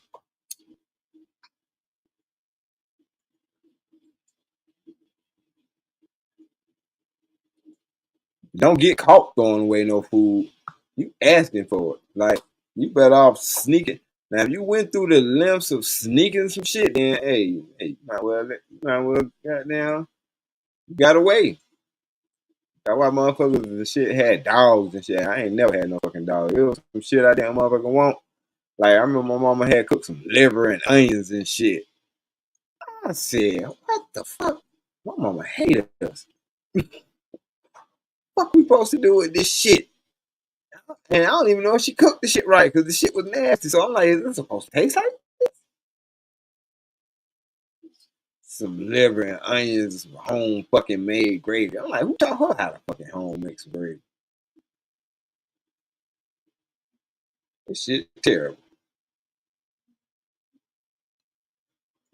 Then I found out, oh, that's how liver tastes. Oh, cause I'm like, ain't no way in the hell this supposed to be food. This food, like this shit is disgusting. You talking about some of the funniest motherfucking shit. I wish I could have been a fly on the wall. Now, actually, you know what? My mama had cooked some chitlins one time. I ain't eat them because I smelt them when she cooked them. You know what I'm saying? Like, that was one of them days where she let us go outside because she was cleaning them motherfuckers in the house with her friend Joyce, Miss Joyce. And you talking about shit, the house. This motherfucker had the whole neighborhood stink. You feel me? I remember this shit, boy. This shit was back in the motherfucking 80s and shit. It had to be like 85, 86. Neighborhood stinking like a motherfucker. I ain't ate that shit. But I did ended up eating it, and it wasn't like it was an accident.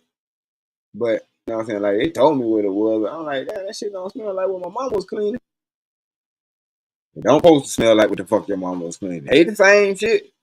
It just wasn't like that's what the cleaning process is for, dummy. You know what I'm saying? But I fucked around, and this was my first. But my first Thanksgiving, it was at my partner Kojak house. You know what I'm saying? And the way everything was served, I ain't had no other choice. Just put it like that. Make a long story short, I ain't had no other choice. And I was like, you know what? This Thanksgiving shit ain't too bad. And the chitlins wasn't actually that bad. I think that's where my love of hot sauce came from. Cause I drowned in them motherfuckers in hot sauce. I put that shit up to my nose. I was like, oh nah, these smell exactly like what my mama was cooking. What the fuck? I mixed that shit up with that rice some more, doused that shit in some hot sauce, and then I ate that shit. And I was like, okay, this shit ain't that bad.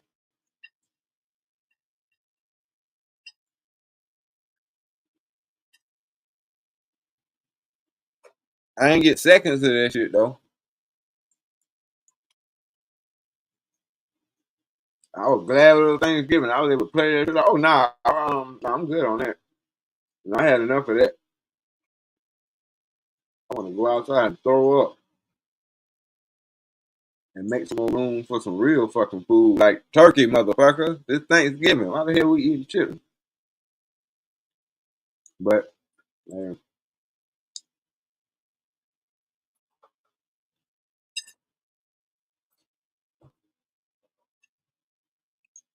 oh, don't worry. It ain't nothing to brag about living humbly.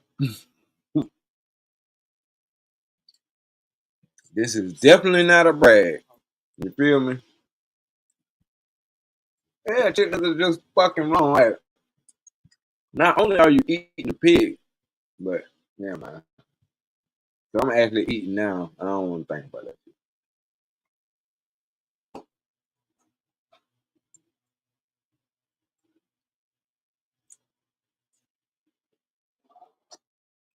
Yeah, the fact that they are what they are is fucking who the hell?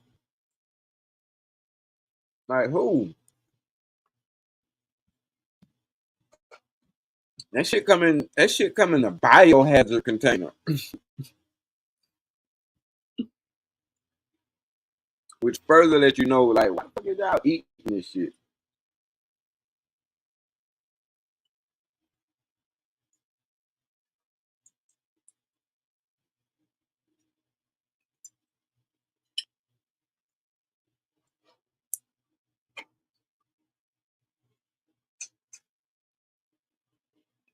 Yeah, thank you, Tootie.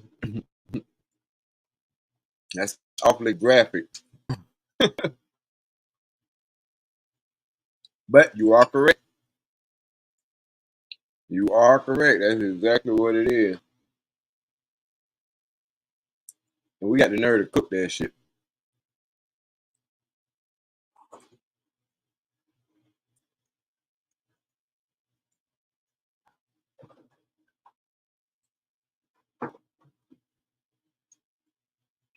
You either got to be resilient or fucking dumb.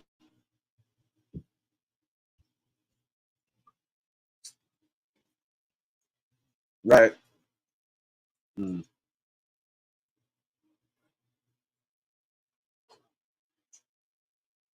All right. A public service announcement. Yeah, people ain't know what that was by now. They need to do some more living. Either that or stay the hell out the south.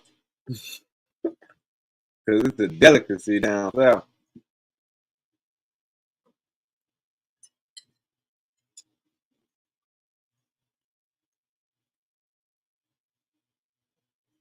They might have barbecue.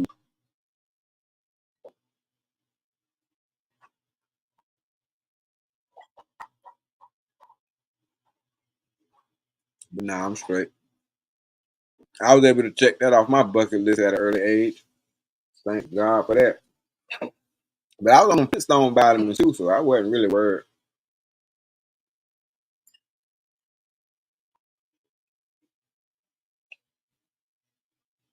Oh yeah, the deeper the south, the deeper the hole. The motherfuckers wasn't bullshit when they said from the rooter to the tutor.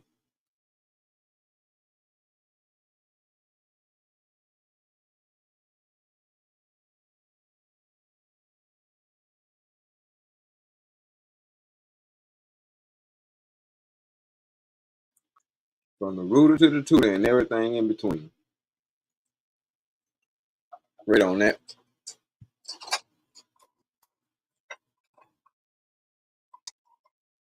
Oh yeah. Flintstone vitamins and swimming in creeks. I got the fucking immune system of a damn goat.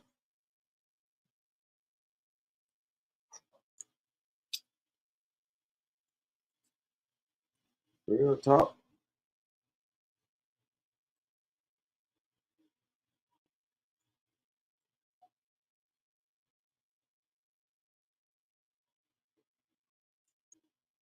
Hell yeah. Y'all call that, we call crayfish.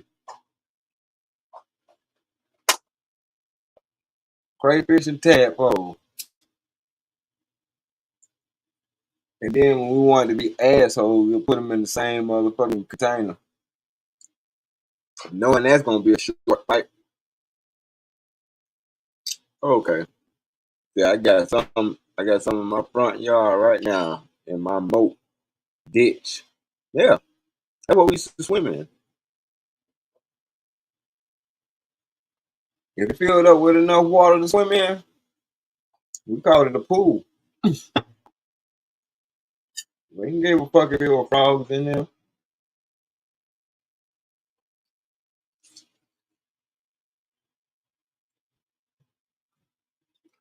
Knowing what I know now, you can't get me within 5 fucking yards of a frog. I mean residential yards.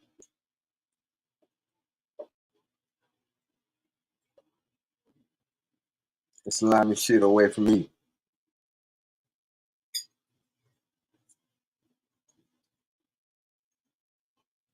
We had rumors like if frog piss on you, you gonna break. If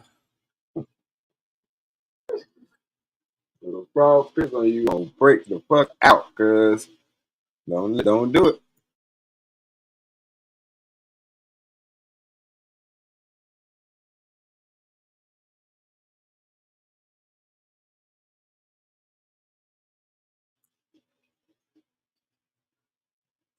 Chrissy Tom boy used to try to climb trees and shit too.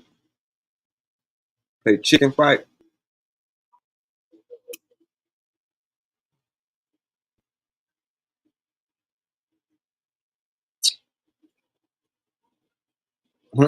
Okay. But I just want to give you a heads up. Chicken fight was just a way for us to hunt y'all. We know y'all ain't had the arm strength to stay up there.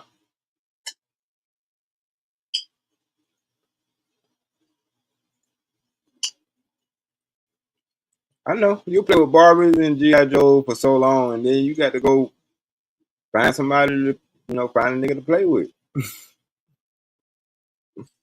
For real. Y'all, you know what I'm saying? It's just something about that energy.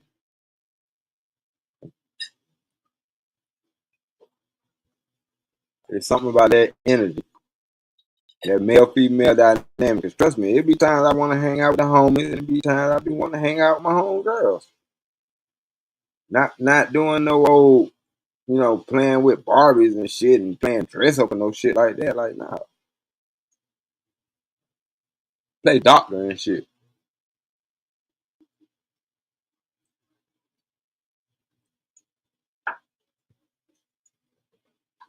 So we played. It was the version of the house that we played when we were kids. It was the version of the house we played when we were teenagers.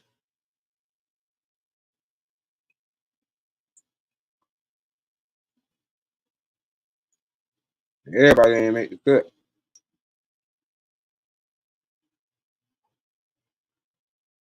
I mean, some of them ended up being young damn moms. They took that shit too far, too early.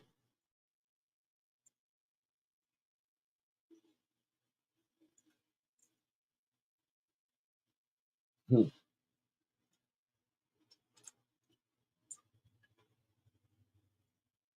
Yeah, what you talking about? You said the girls mostly got on your nerves because they were too prissy. You talking about that dynamic that they had that they showed on Daria. Them motherfuckers act like Quinn and her friends. Stuck up ass bitches. All they want to do is paint their nails and damn shop. Right. Mean girls. And you ain't up on the latest fashion, then you ain't shit. You ain't on their level. Fuck y'all bitches. Y'all sluts. Y'all bust it down for everybody, for all the jock niggas. Y'all be the first motherfucker with crabs and shit. But didn't want to. Never mind. Mm. We sit back and observe.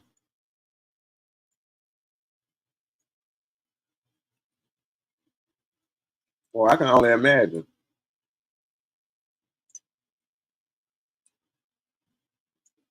I went to high school with some white girls.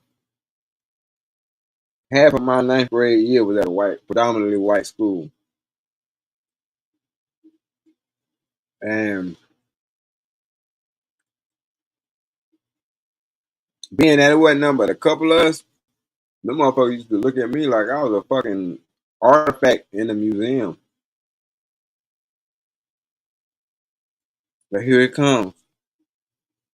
I'm like, what the fuck you mean here it comes? I'm looking around and shit. What? Is somebody menacing or something coming? Or just my black ass? And I always been short.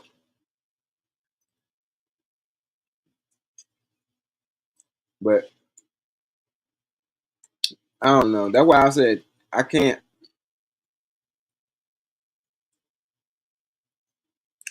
do it. Cause just based off some of my experiences with them.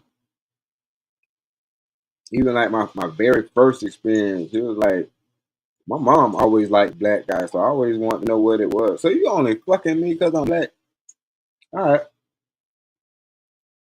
I'm gonna still fuck you, but I don't like that.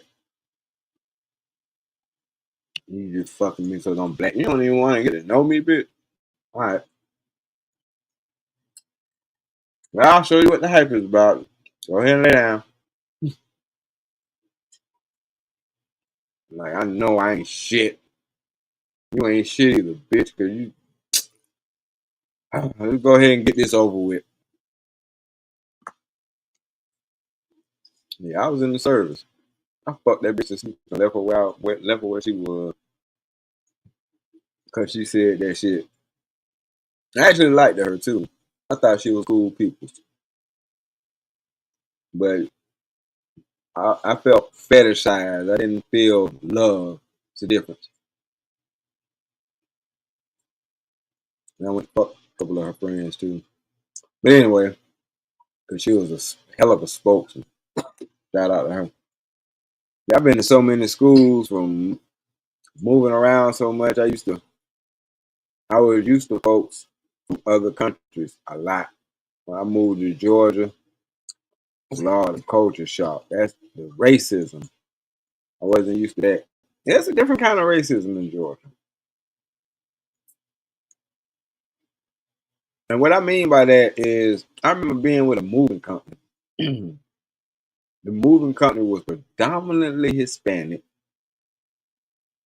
The people that was in charge, the two guys that was in charge, both of them were white guys. And it was only two black guys, me and my partner, right? And we had did a job in Georgia somewhere. And the house was like 10 minutes away from off the road, some shit like that. Like we didn't even know that truck was going. It was an Atlas truck too, one of them 18-wheeler Atlas trucks. We didn't even know we were gonna make it down there with that shit.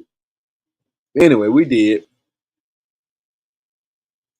When the white dude said,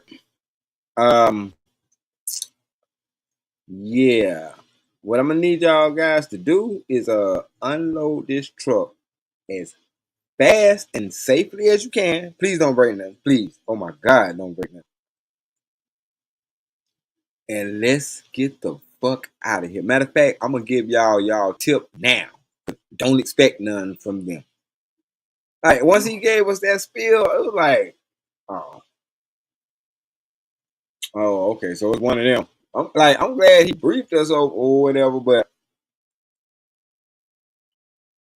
the fear in his eye was like, nah, I think y'all might need to just stay on the truck and just pass this stuff. I'm thinking to myself, cool, cause that's our specialty. We'll unload this bitch and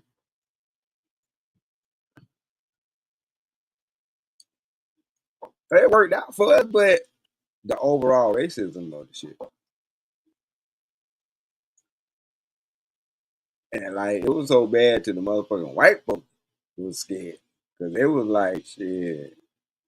Yeah, skin our ass too, goddammit. We brought all y'all motherfuckers over here. Yeah. But yeah, I was like, yeah, no. We got $100 tip just for that particular job. That shit worked out. And we ain't have to do shit but unload that motherfucker. I was shit, I was good. But, you know, it was racist as fuck. But I'm a child of God, so that shit really don't work on me. But I do know that they had a different forms of that shit. Cause I didn't call hell in Henry County. I didn't call hell in Clayton County. I didn't call hell in East Point.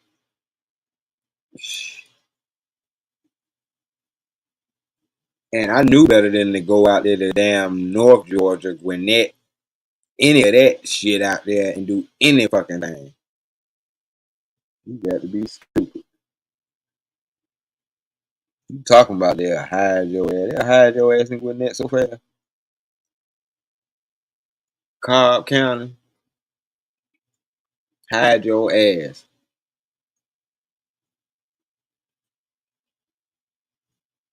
Sandy Creek, you know, I've been out there in Sandy Creek.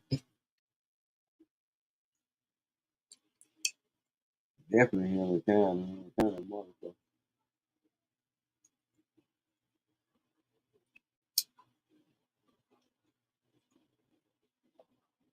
But them damn Jonesboro police and them Far Park police, I think all them motherfuckers are military. They ain't got nothing else to do but pull your fucking ass over, man. But anyway,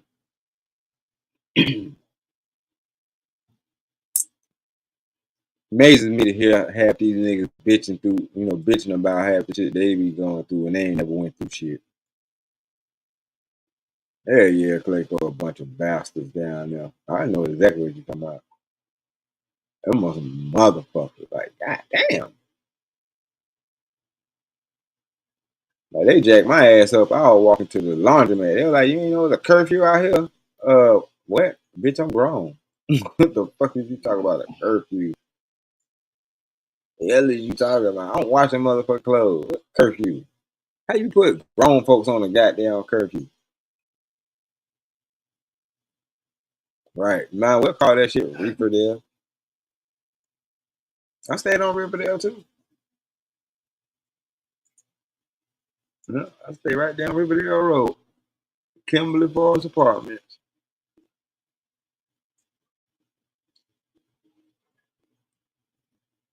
Kimberly Falls and Huntington Woods sat right next to each other. I felt like I ran both of them bitches congruently. I had a girl when I stayed out there. She could never fucking find me. I had so many bitches out there between them two big ass apartment complexes that were right next door to each other, with a total of 5 pools between the two of them. Man, what the fuck are you talking about?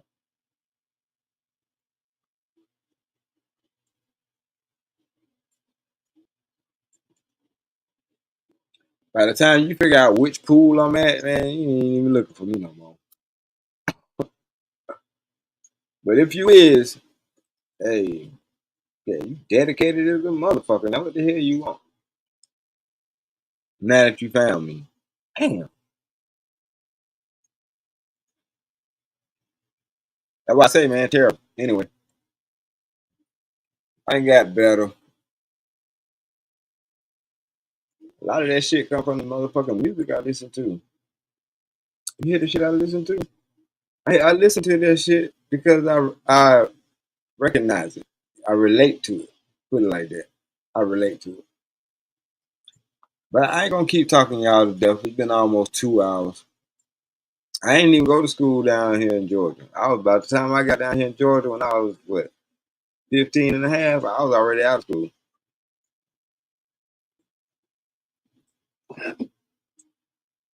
I got pulled out my 12th grade year, going to the 12th grade. I was the youngest fucking high school student in the state. Got pulled out of my shit, put in a job code. By the time I got my GED and my trade, I was like 15 and a half. And I went to Atlanta 15 and a half with a trade. You think I finna use that shit at 15 and a half, 16? My trade was business clerical. They tried to keep me on for this accounting program, but I mentally wasn't there. At 16, I was mad as shit. I'm like, I ain't in no motherfucking position to make no goddamn decisions. But I gotta make some decisions. I definitely got my damn GED, which wasn't shit because I was smart already. You know what I'm saying? I was smart already. Get my GED wasn't shit, even though I failed that bitch the first time. I had to go back like a week later and take what I failed on the math part. But I still ended up getting all my shit and having all of it before '96. They made me a class of '96.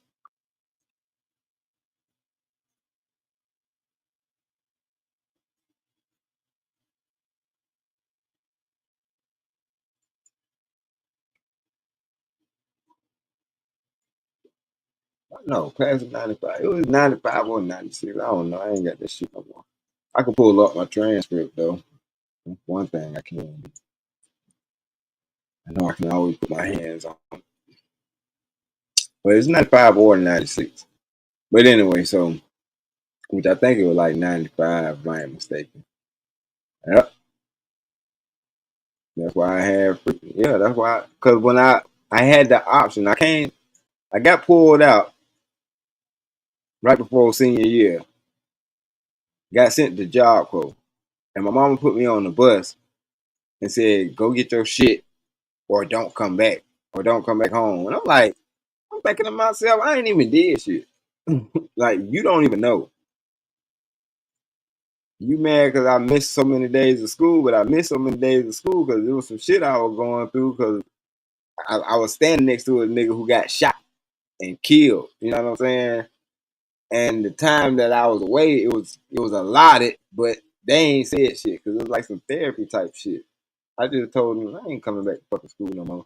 I'm gonna come back and get my shit at the end of the day, for what I need for my classes or whatever like that. But I'm not. I don't like these hallways no more. You know what I'm saying? Like real shit.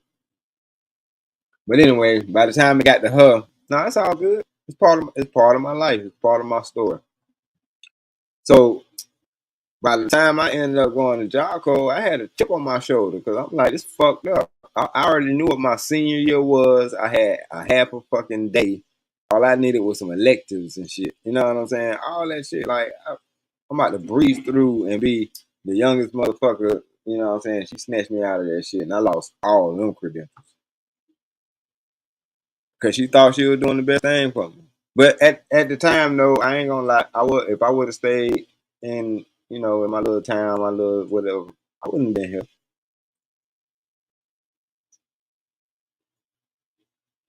That is the truth. But I was reckless, reckless, boy.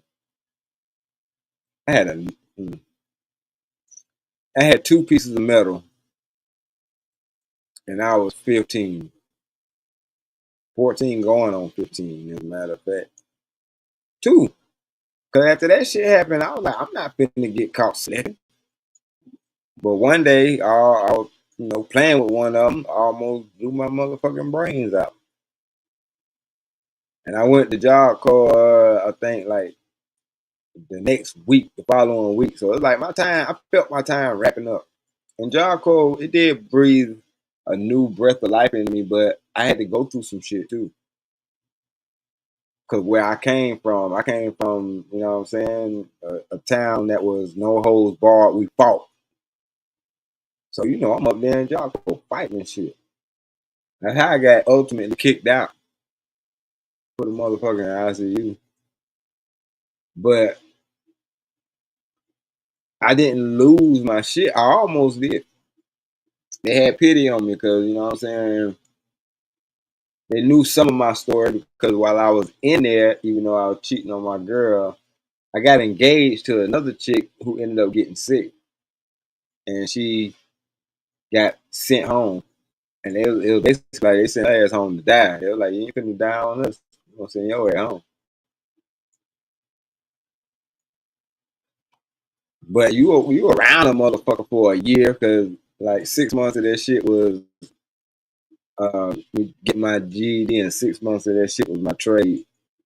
But I ended up staying a year because I was in some kind of apprenticeship and I was trying to wait till I was 16 because I couldn't really do shit until I was 16. So it was like a couple of months, and in a couple of months I ended up stumping the nigga ass to sleep and getting sent home.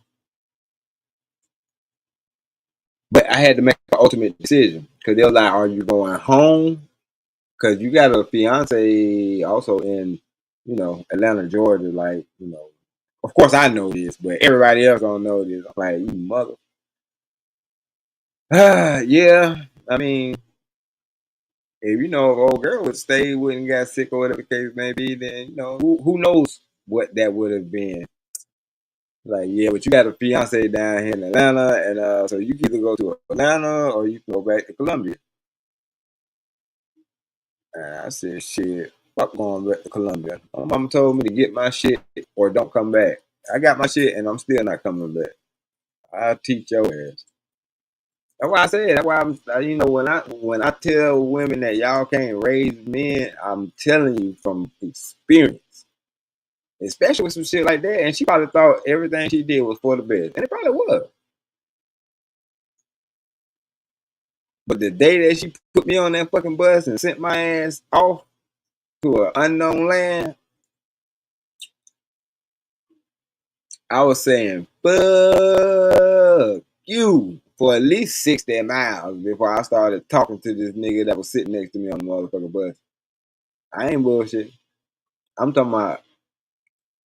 I felt like from that point on, I gotta be a man. That's what's up.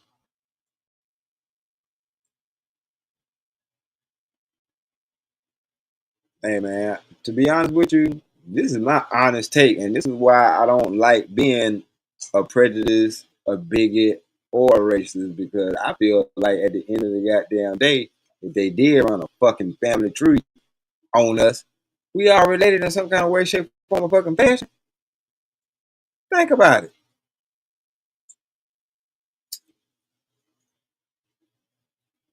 And that shit don't really hit home until you live until you live in a small town and actually see that shit up close.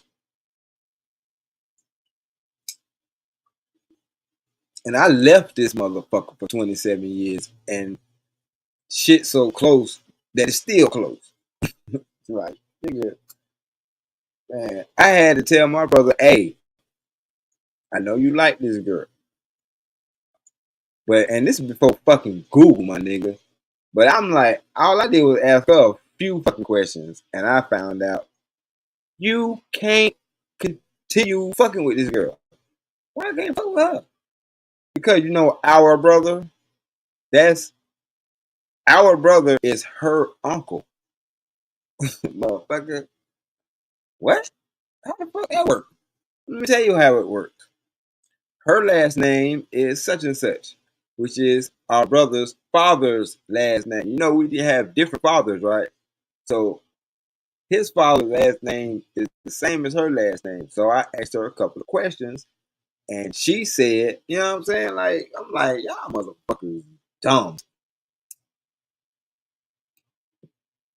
So when my wife said that, yeah, I live here, because her story was like that too. Like we crossed paths, you know what I'm saying? She was like, well, I stayed in Columbia, South Carolina for such time. Oh, I stayed in Atlanta.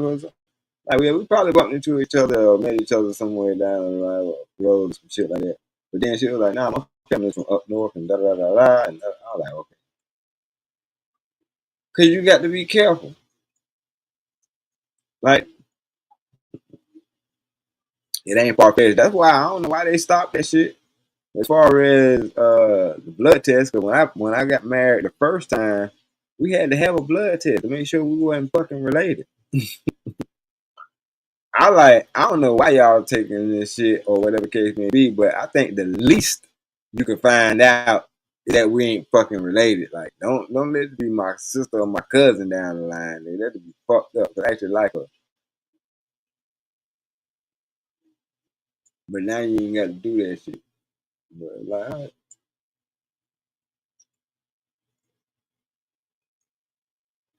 But yeah, that's why that shit rubbed me the wrong way. Cause I was like, at the end of the day, goddamn, as much fucking that has been had, we long lost cousins and all that shit, man. And because they said, yeah, Stan knows a lot of fans down here, down there. Yeah, bro, the Kellys, yeah, did the documentary on them. Matter of fact, Emperor Kojak, if I ain't mistaken, check my page, man. That documentary up. That documentary, it's the Laura Richland documentary. That's on my page. They in that.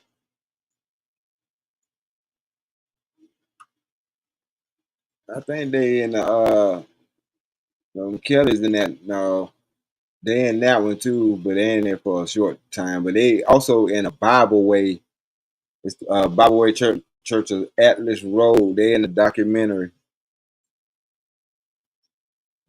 because they go back with some of the founders of that. That's why when you say that you're religious, I'm like, I can see that. Oh yeah, I can see that, boy.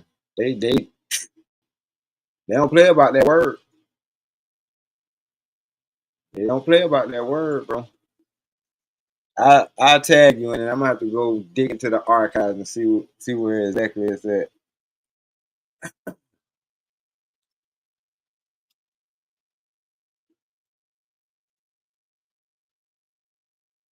But I lived in Eastover too, you know what I'm saying? And living in Eastover, that was like I ain't know how influential that Eastover was as far as like being a transfer point to all those other different parts of um shit Carolina, really. But once you get out of Columbia, ain't no fucking back road, basically straight up. You can take back roads all the way to goddamn Charleston.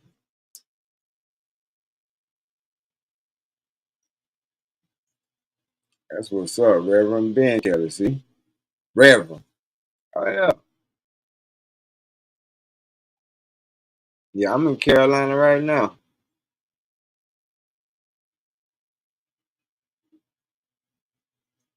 I ain't know that though, bro. Cause and see, this is Ron Mack's side of the family. So we'll stand on Carrie Mae Farm. What's the folk last name?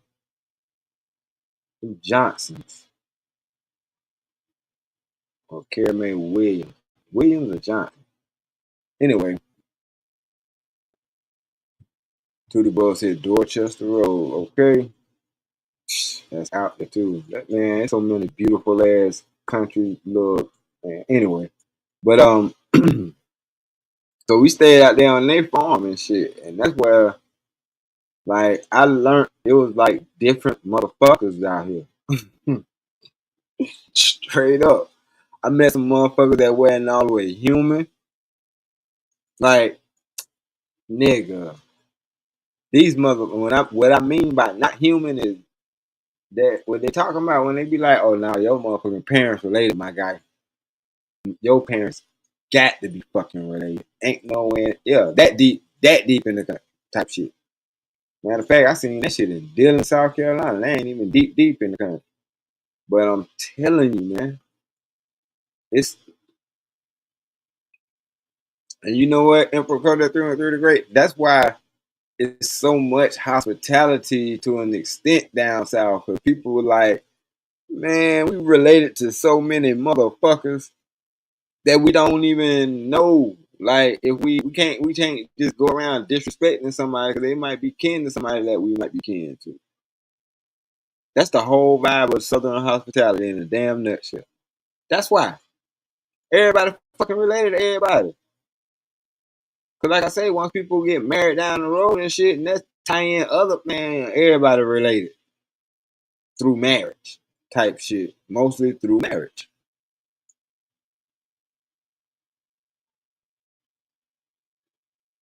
And I know people like to shit on the whole thing, but that's what the whole fuck you, Shiesty Bum.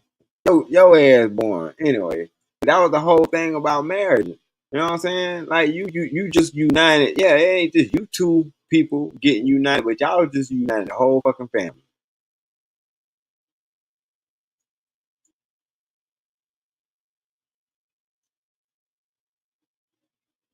That's what that shit was about.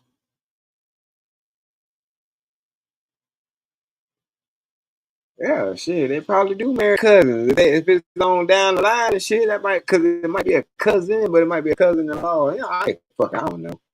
I ain't finna make no lies up. But trust me, when I was and I was young, but it was a lot of fucking going on down there. Boy, country girls. That's why to this day, boy, I don't fuck with no country girls. I'm scared of them motherfuckers. They will fuck your ass to sleep, my nigga. Like that shit ain't as fun as it sounds. It sounds fun, but it ain't. Trust me, it ain't. No, no. Like, man, no. I ain't even gonna go into details, but I don't think y'all ready for that type of shit. Certain conversations y'all can't have. Y'all said it. Y'all expressed that y'all don't like dick and pussy conversations. Y'all want to talk about money and how can we get money. Get you a fucking job. Find out what you like to do and make it profitable. All right, that sermon's over with. Like, what the fuck? Niggas is out of high school and still want guidance counselors and shit. They ain't everybody channel ain't guidance counselor channel. Like, you know what I'm saying? Some motherfuckers got some shit to say and it ain't no guidance counselor type shit, but at the same time you might learn something. And because that 313 grade said he was talking to the book, he said on my mama's side of the family, I'm double related. My mom's also my cousin. One chick married a dude, had kids with him, then married his brother, had more kids. That's what I'm talking about. That's why I said that shit that Shiesty Sugar Bun talking about. Like, hey, I brought this chick home that I was going for, but I found out she was my cousin. This was in high school. I was mad and I was kind of happy. I was like, at least I got a fine ass cousin. But I found out this bitch was my cousin. Cause last name. I don't know why the fuck I was on. Like I said, I was a smart guy. But anyway, first day of school. Cause she had to be brand new. Or either I was cutting school and I ain't seen her the first couple of days. I think I might have seen her on her third day. Or some shit like that, right? But as soon as I seen her, I slid up on her. I was like, ooh, this little chocolate motherfucker. Who is you? And why you sitting by yourself? Anyway, right? I ain't like these other niggas that scared to push up on you. Shit. I got a deck of cards in my hand. I'm like Day on that motherfucker shit. I'm like, this nigga him had to get that shit for me. Ah, shit. Yeah, I got in a fight with a dude in high school that's a member of that part of the family I disowned. Hey, it be like that, man. Living Humbly said, I sure blocked her yesterday. Damn. Got that ass blocked. She'll be back. Yeah, you definitely got to protect your peace because she'll goddamn. Oh, okay, well, shit. Do you? What you got? That's what you got a blue wrench for. Everybody don't have that privilege. Sorry.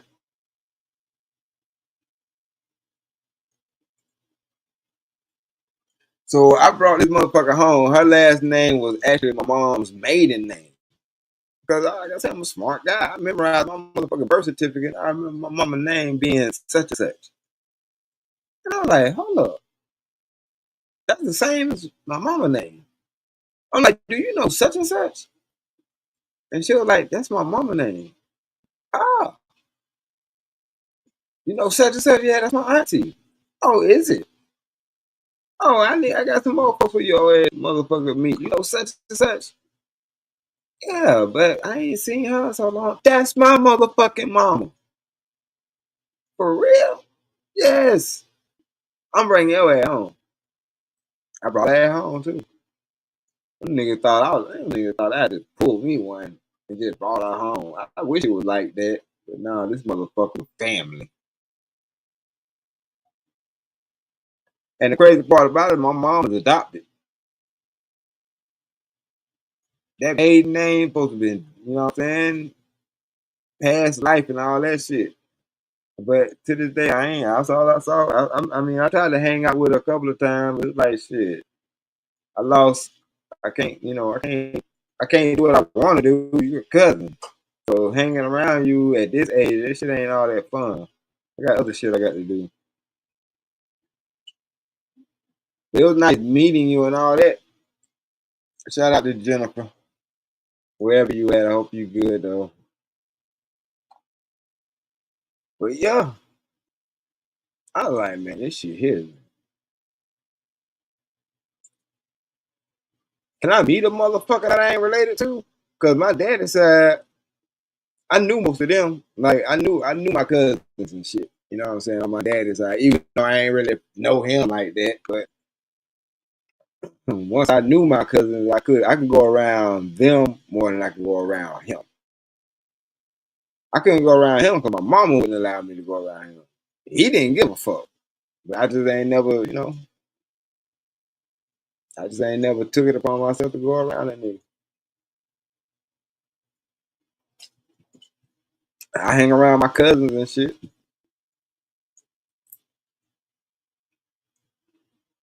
And I had a brother that was born the same time as me, like around the same time. Like I met that nigga like once or twice. We looked at each other like John Claude Van Damme looked at his goddamn self on Double Impact. Like yeah, we just knew we couldn't be friends. Like straight up. I ain't seen that nigga since. I seen that nigga twice.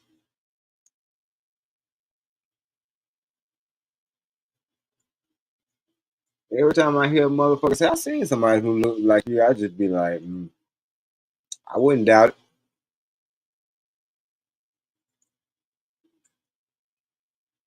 And because that 313 the Great said we had a no fighting policy in our high school, but we still fought. Oh hell yeah! Remember zero tolerance? We ain't that far apart, so we come from that era where they implemented zero tolerance. I remember that shit.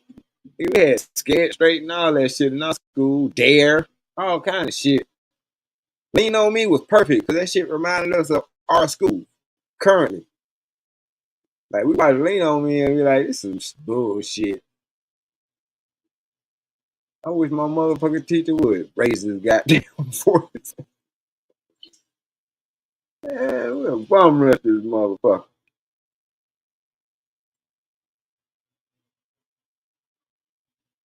Yeah, I'm telling you, man.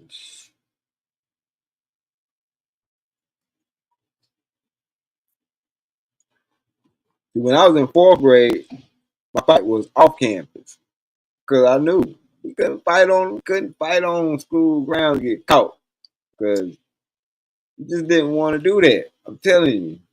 Your ass going somewhere.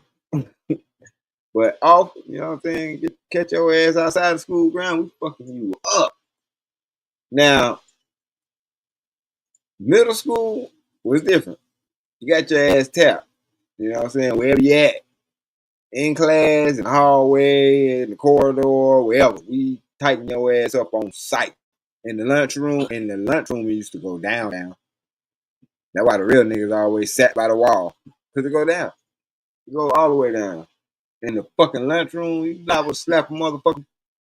Man, a nigga always trying to knock your tray out your fucking hand. You got to dribble his ass. Okay. I used to smoke, drink, and fucking fool. I ain't getting by. Dick sucked under the bleachers type shit. Yeah, they don't want these conversations though. I don't give a fuck. I'm talking about it anyway.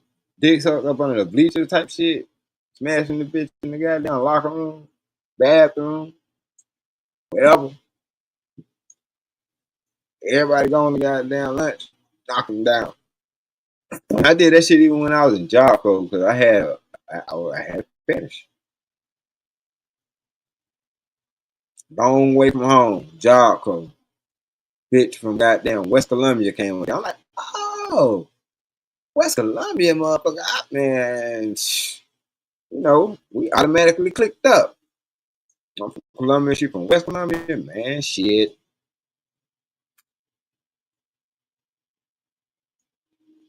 I got that bitch to sneak in the classroom one time. Yeah, RIP 2083. Died when they were 83. Oh, I missed some shit. I was looking down. Running my motherfucking mouth. My mom had me at 17. My blood dad was 18. Family was prominent on James Island. We were quite big back then around the dirt bike folks. I don't recall but meeting him twice. He died in 83. Oh, okay. Sorry to hear that. RIP.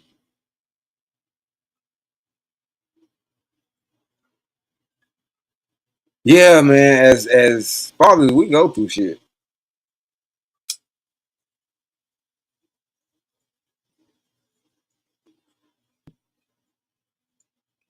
And as children, we don't understand that shit. But as a father, when we go through that shit, we be like, man.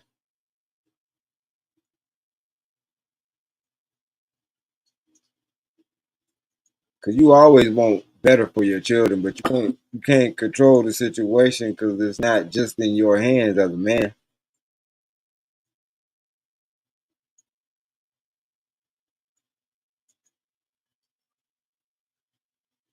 Cause as soon as that baby is born, it needs his mom. We already know that. Like she producing food. So I mean, shit, and if nothing else, I mean, we understand that the touch and the presence of the mom to that child is just important. When you in a relationship, you see all of this shit. You understand all of this shit. You know what I'm saying? Because even after when a woman has a baby and she's down, like you understand as a man how much of a man you have to fucking be right now. You got to be strong and gentle. You got to be patient. You got to be, you know what I'm saying? Like you got to be a lot of shit.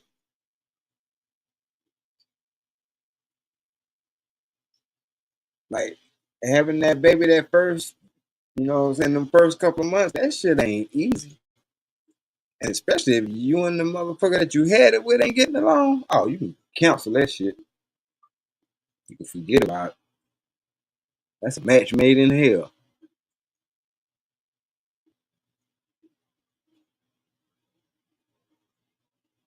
And because that 313 the great said, yeah, we used to skip class in the lunchroom or go downtown since our school was in downtown Detroit. Yeah, bro. Like you said, smoking and drinking and all that shit, like that. That contributed to my mama put my ass in job code too. I ain't gonna lie. Cause I had a partner.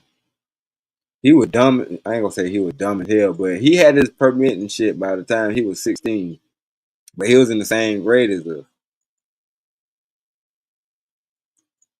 10th grade. That nigga was 16 though. He was in 10th grade. That's crazy. But anyway, he was driving and shit. That nigga scoop us up in the blue van, goddamn. Shit. He would be riding around smoking. Listening to motherfucking MC8, Compton's Most Wanted. I remember sometimes I used to get to ride to the trade school with the cool kids and shit. Them niggas was listening to Two Show. That's how I got on that Two Show cocktail shit.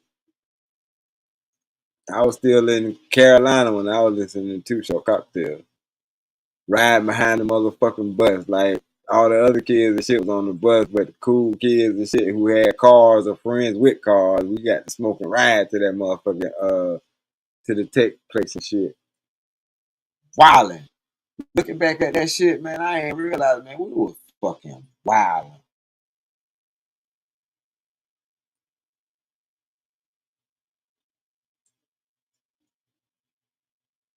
Ain't thinking about getting pulled over and shit. We ain't thinking about that shit. We ain't give a fuck about that shit.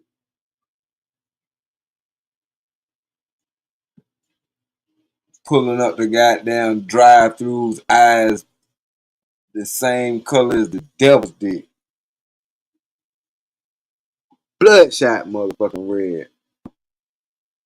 And my homie looked just like Maxwell back in the day. Like when Maxwell first came out, like my nigga looked like that then. That shit used to be crazy, man. We would ride around and goddamn get lit, man. Smoking, drinking, eating fast food, bro. And it was hard to get bitches with them niggas because them niggas was lame. You know what I'm saying? Like, I hate to say it, man. Shout out to my nigga, but god damn. Like, the bitches y'all like and the bitches I like was two different type bitches. Like, y'all was fucking hoes. Y'all wanted to fuck some hoes. Y'all wanted to fuck some bitches that all of us could fuck. I thought we were gonna, like, get bitches that just, you know what I'm saying, want to fuck with us type shit. Or whatever the case may be. Like, I'm a one-on-one type. Like, I like to hang with niggas who we can go to a spot and everybody get them pulled in one. Like, what the fuck? We ain't got to share this bitch. What the hell they be talking about? But that's how the nigga was, man. So, yeah. My mama ain't like me hanging around them niggas.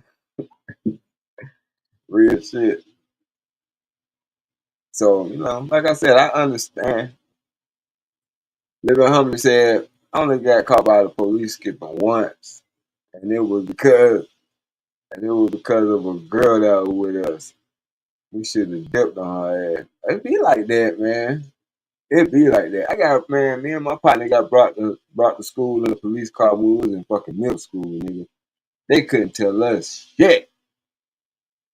Them motherfuckers thought we was stars. They brought us right at lunchtime. Them motherfuckers took the handcuffs off of us and we went and go got us a tray and sat our ass down like ain't shit happened. And as soon as the police said something like one of the teachers or some shit or the principal or some shit. And them motherfuckers left and them niggas got down. As soon as the police walked out, them motherfuckers, like, they started riding that motherfucker. What the fuck y'all niggas do?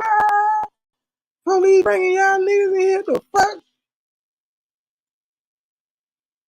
Like, yeah, they called us goddamn cutting school, motherfucker. That's what happened when they catch your ass cut school. Goddamn police will bring your ass back to school.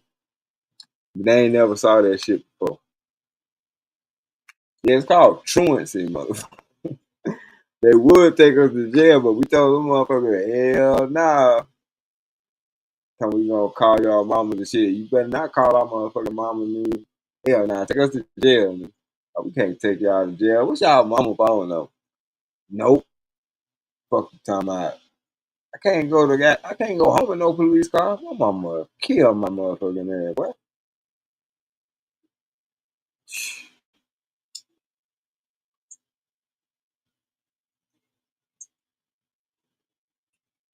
And even though I got that nigga in the cutting school, he went on to get his PhD. He's a doctor. Dr. Glover. Shout out Dr. Glover, man.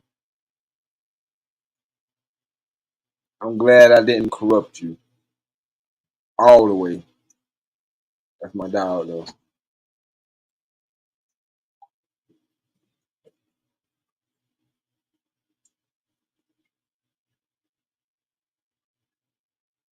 I cut school like that shit was a fucking like I'm taking you know what I'm taking the day off today. Fuck school. What you feel like doing, man? Wanna go to the arcade and shit? That's how that nigga first day of cutting school me like, you sure we ain't gonna get caught? Nigga, I know. Don't worry about it. You good. You with me. You good. I know all the cuts and you good. And I did. Unfortunately, sad. Sad. Knew my motherfucking neighborhood and like the back of my goddamn hand. Why?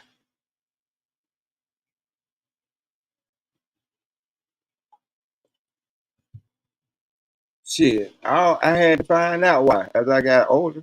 Now I'm older, I could talk about this shit. I'm like, I always had to know my surroundings. I just had to know.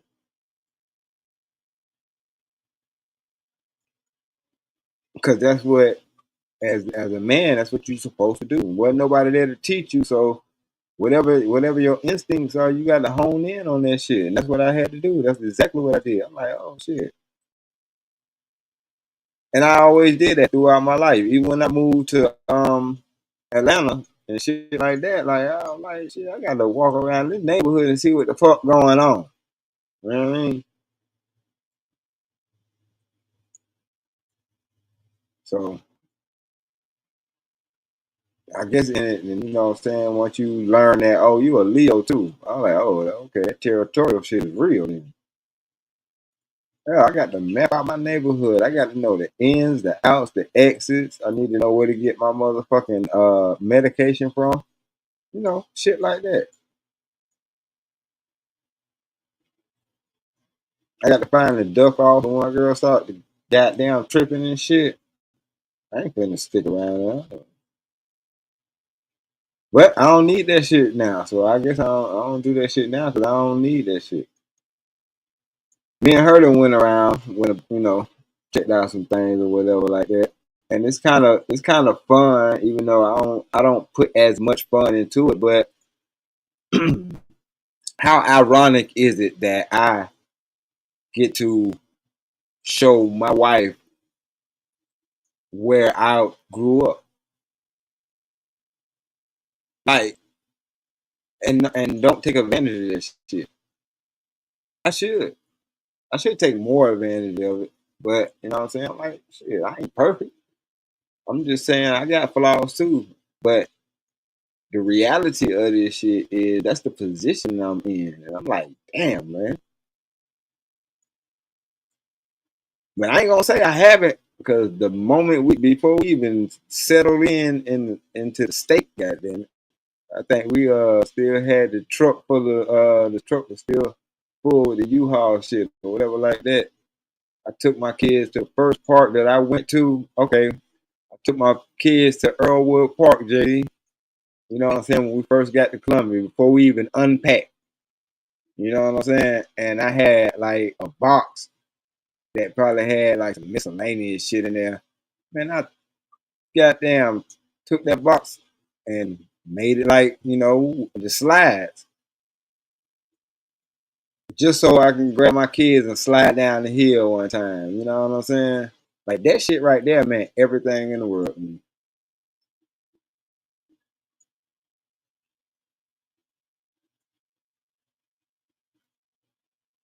Because for me, it was just nostalgia. It was like full circle. You know what I'm saying? It was full circle.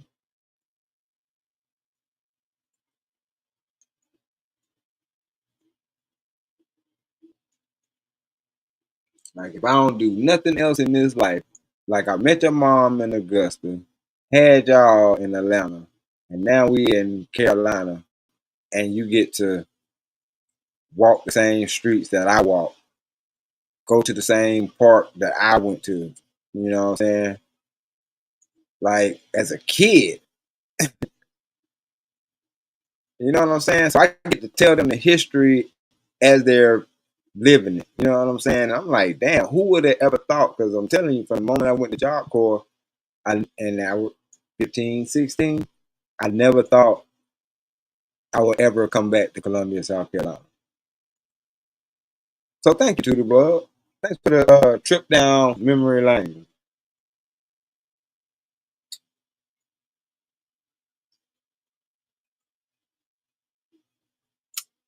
Yep, real shit. And now when we go to the damn zoo, it's the same zoo that I went to as a child, as a kid and shit.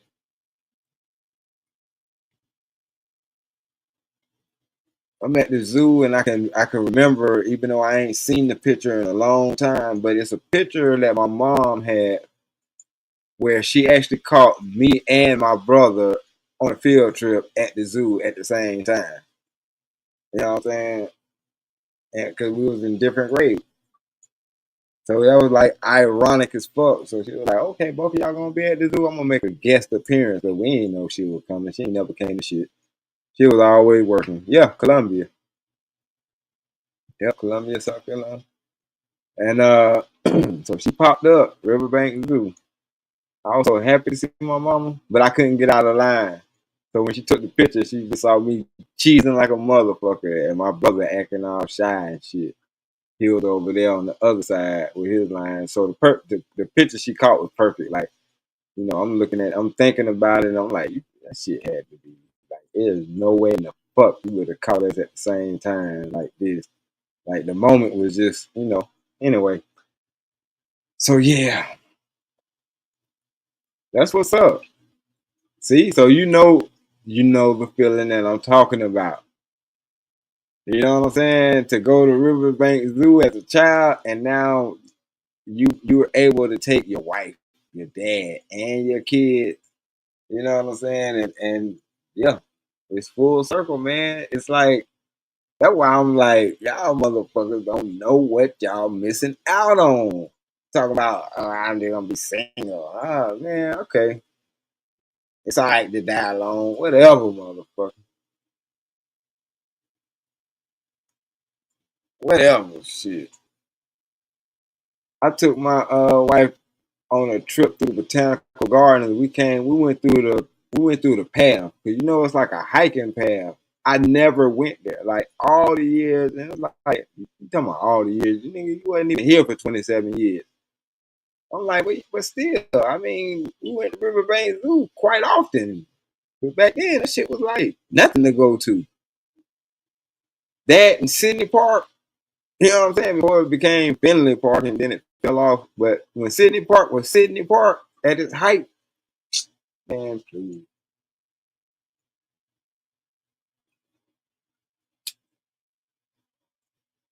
And I used to like Earlwood Park anyway, because, like I said, nostalgia sake, that's where we used to cut school and go to.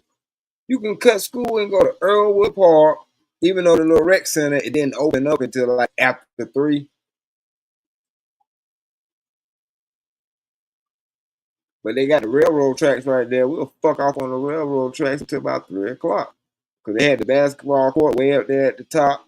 And the damn, they had the little golf tent. What it was called? That shit was called frisbee golf. They had a little frisbee golf net that we ain't never fucking ever seen nobody play, but they were there. Yeah, Folly Beach was my mama's favorite beach. Myrtle Beach got 33 beaches, and Folly Beach is my mama's favorite beach. And that's where I go every time I go. I try to go to Folly Beach. When I'm in Folly Beach, I feel like I'm at home because I'm like, yeah,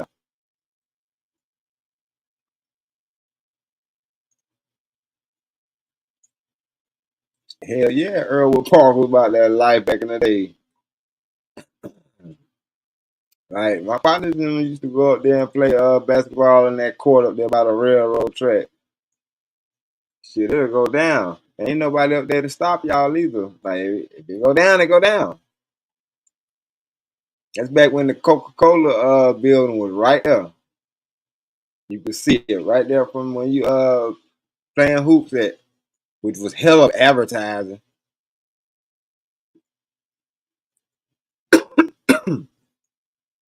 But yeah, We used to fuck up Earlwood Park. When the little shit was closed, we'll be down there in the little reservoir. Cause that little reservoir was always there. They built around it and made it a little bit newer. But that little reservoir was always there. We used to swim under that little shit and go to the other side. And it's like it's another little creek over there. We'll be over there in the creek, getting leeches and shit on our ass. That's why I say, man, Earlwood Park, I know that shit like the back of my goddamn hand. Even the little baseball field over there. My partner used to play professional, well, not professional, but they actually played little league baseball on that field. JD said, I took my wife to the beach in South Carolina. That's when we found out we were pregnant with my daughter. A lot of nostalgia, I bet. Water, baby. Yes, indeedy. That action happens on that beach, bro. You ain't got to tell me. I know, we grown. This is grown folk radio, you know what I'm saying? Like that beach. Sex on the beach ain't just a drink. Just FYI. But anyway, yeah, man. But that's why I say, yeah, people always shit on Carolina. Oh, man, fuck you, motherfucker. You ain't never been to Carolina. That's how I know. Crazy as fuck. Coming down here playing if your ass want to. One of these country girls gonna put this monkey on your motherfucking ass and you gonna be stuck for fucking 18 years in somebody's backyard. Drinking with their cousins and shit. Every Saturday night, nigga. Straight the fuck up. Now he's stunting if your ass want to. But that's why I'm glad I got me a nice little Georgia peach. You know what I mean? Took it on out. It wasn't meant for me to reproduce with a fellow South Carolinian. I don't think the goddamn world is ready for that shit.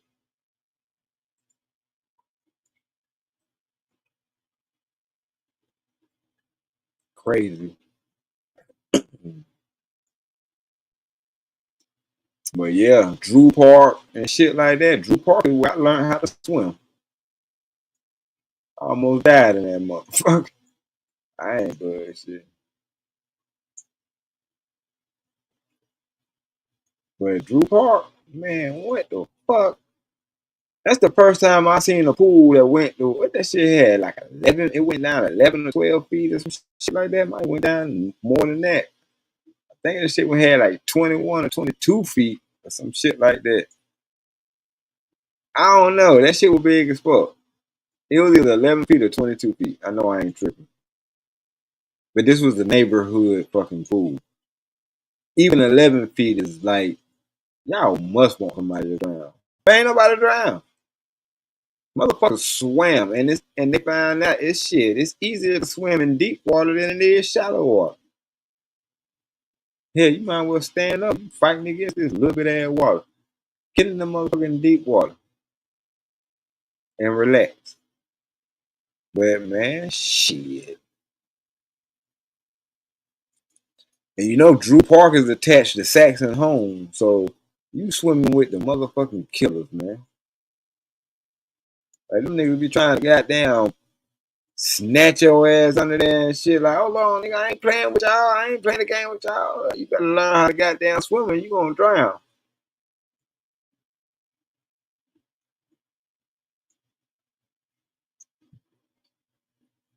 But yeah, I remember them days. That's why I say I'm built different, man. Life was different. Nigga had different obstacles and shit. Even in job code, I was by my motherfucking self. I'm like, I gotta fight a nigga from, and I think this nigga from somewhere.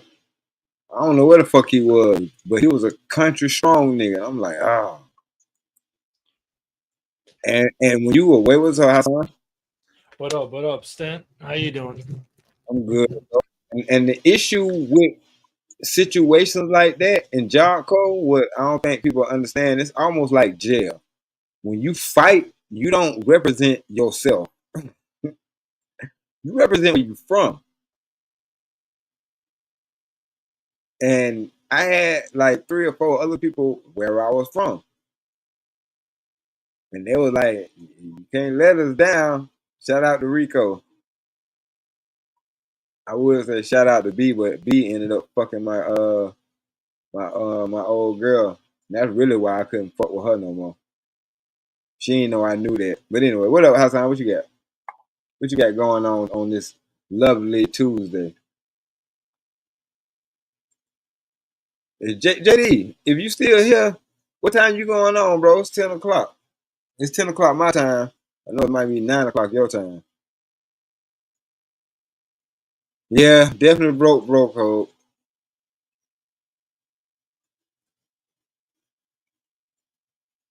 You on mute, Hassan. No, I said first of all, how you doing? I'm good, bro. Secondly, I told you about the fight, how it was gonna go. That's why I didn't even watch it. I knew it was gonna exactly how it was gonna happen. You talking about the Tyson fight? Yeah, the Tyson fight. Yeah. So Izzy owes me 50. For real? No, I'm just playing this movie.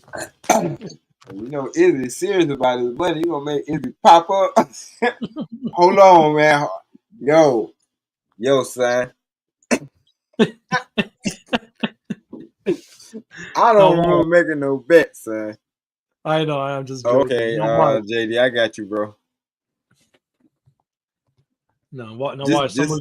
Somebody's let gonna you know I respect your time, huh? Somebody go clip it. No, I said somebody's gonna clip it and send it to him. See, right? My son's still owing 50. But yeah, it's been an interesting week. How was your week so far? Shit, I don't know, man. To be honest with you, I mean it's good, but it seems like these days they just go in and out. I was doing good until I heard that bullshit that Biden pulled. Oh yeah. Well, we did say he's gonna go in a big bang before he leaves in 2 months. Remember, me and you looked at it. Remember? Yeah, I know. But my thing is like, who the fuck taking his dump? I'm sorry. Who is taking him seriously though? That's my thing. Like if I was the the other dude, if I was him, I'd be like, nigga, what? I mean, all right. I mean, we'll see. I mean, we still got 2 months of him, so. Hey, that man said this shit is an act of war. I mean, y'all want us to take him seriously, right? Y'all told us to take him seriously. Well, why y'all ain't taking this motherfucker serious? That's the question. Why y'all not? Everything is Russian disinformation, Russian bots and shit like that. Like, but y'all want to fuck with this man. All right. That's why I'm like, y'all hypocritical motherfuckers. Ain't nobody thinking about y'all. Do what the fuck y'all do. Because we already know y'all don't give a fuck. Y'all people ain't got to die in these dumbass wars. Yeah. I mean, it is what it is. Yeah, hey, so is this the new time for you? You going late now? Oh no, I just go on when I feel like it, or when I feel the urge. And I felt like listening to some music at 6 o'clock, so I jammed out, and then they shut my stream down. That's what's up. But yeah, the on what just happened with Biden, that's crazy, and the Ukrainians actually doing it and stuff. Yeah, like they dumb as hell. Y'all taking orders from this motherfucker who just shit on himself. Not even. Come on, man. Like, what the fuck? Y'all. Oh my god. But you know they're gonna respond to that, right? I know they should, as they should, Like the fuck, I respect them. I know that ain't the shit that they want to hear, but what the fuck else? This nigga said if you step on his foot, you gonna slap the shit out you. You stepped on his foot, and you got the shit slapped out you. Whoa, surprise? No. My issue is y'all know who doing the shit. Won't y'all fuck with him? Well, ain't none of us on that shit. We ain't said nothing about the motherfuckers doing shit. Like everybody was rocking with peace. Like nobody should be out there damn dying, and that shit shouldn't be a fucking that shit. It shouldn't be cliche or something bad to say. No, That I nobody don't. should die. That people should just be able to live without it raining fucking artillery on them. But Stanley, did you hear about the other story now? No. The the Venezuelan opposition telling Trump help us to remove the president, the current president. Oh no, that's crazy. So Like how they think they don't have no bargaining chip, no bargaining power. They kind of lost their bargaining power after they took over the fucking apartments in Colorado, like the Carter. You know what I'm saying? Like if that wasn't done by Venezuelans, it'd probably be a different conversation. But like, what the fuck kind of help y'all want when y'all doing shit like that? well, we'll see. We'll see because Cause I'm saying like it's crazy when one nigga do something, all of us ain't shit. You know what I'm saying? Everybody else get to be individual. One nigga do some shit, oh, all niggas ain't shit. What the fuck? I don't know that nigga. I well, don't agree with that shit that nigga did. What the fuck is y'all talking about? But now, go ahead. no, you're right. But if you have money and power, people are gonna look at you differently. Like whatever you do, people are gonna justify it, even though some people will hate him for it. But every person has like loyal people to them, no matter what you think about them, good, bad, whatever. Right. Yeah, you right. So But it is what I it is. guess that's what makes the world go round. Yeah, and makes it interesting too. Yeah. So, have you finished any new movies or no? Not finished, not completed, not to my knowledge. Damn. Nope. Ah. What else is new? Did I miss anything or no? Did you miss anything? Nah, I went to a damn hot sauce tasting for some more flavors of our hot sauce, and that shit was that was touch and go. It was good. Don't get me wrong, but I fucked around and ate this one that was called Extreme, but the shit was called Extreme. I mean, what the fuck did I think? And I passed out. I might have passed out a little bit. I might have passed out just a tad bit. I said we can't sell that, bro. Like straight up. Like I don't even want to be your fucking friend right now because you fucking supplied that shit for me to taste. God damn. Like for real. Like and something told me, okay, if I'm gonna do the hot shit that everybody talking about we need to try. Cause you know how that you know how that shit is. When everybody Yeah, telling you to try that shit, you probably don't want to try that shit. yeah, you're right there. Hey, have you heard of that rapper? Look in the private chat real quick. Oh shit. Another rapper got smoked. Damn, how you know? Shit. Like I ain't never heard of him. Yeah, he's What's this? from Oakland, California, at 54 years old. Damn. Hold on. Let me see. Uh, Formerly of Digital Underground, Golden State No, Project, no, not from Digital Underground. rapper, record, producer, actor, lyricist. His labels were Quest, Warner Bros, EMI, ABB. Never heard of him? Not per se.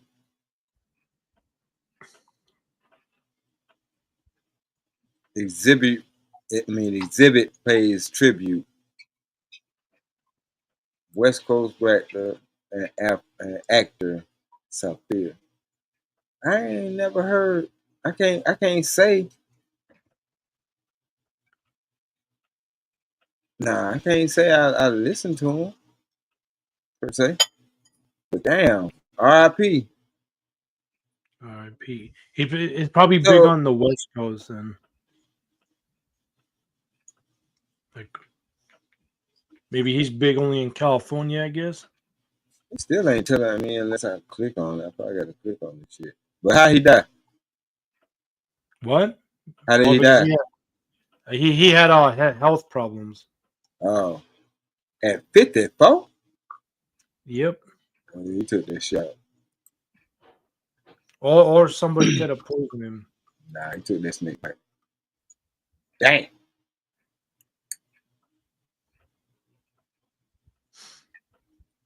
DJ musician. Yeah, I don't like seeing shit like that, boy. Cause them motherfuckers, I ain't far. I ain't when them numbers is like right around the corner.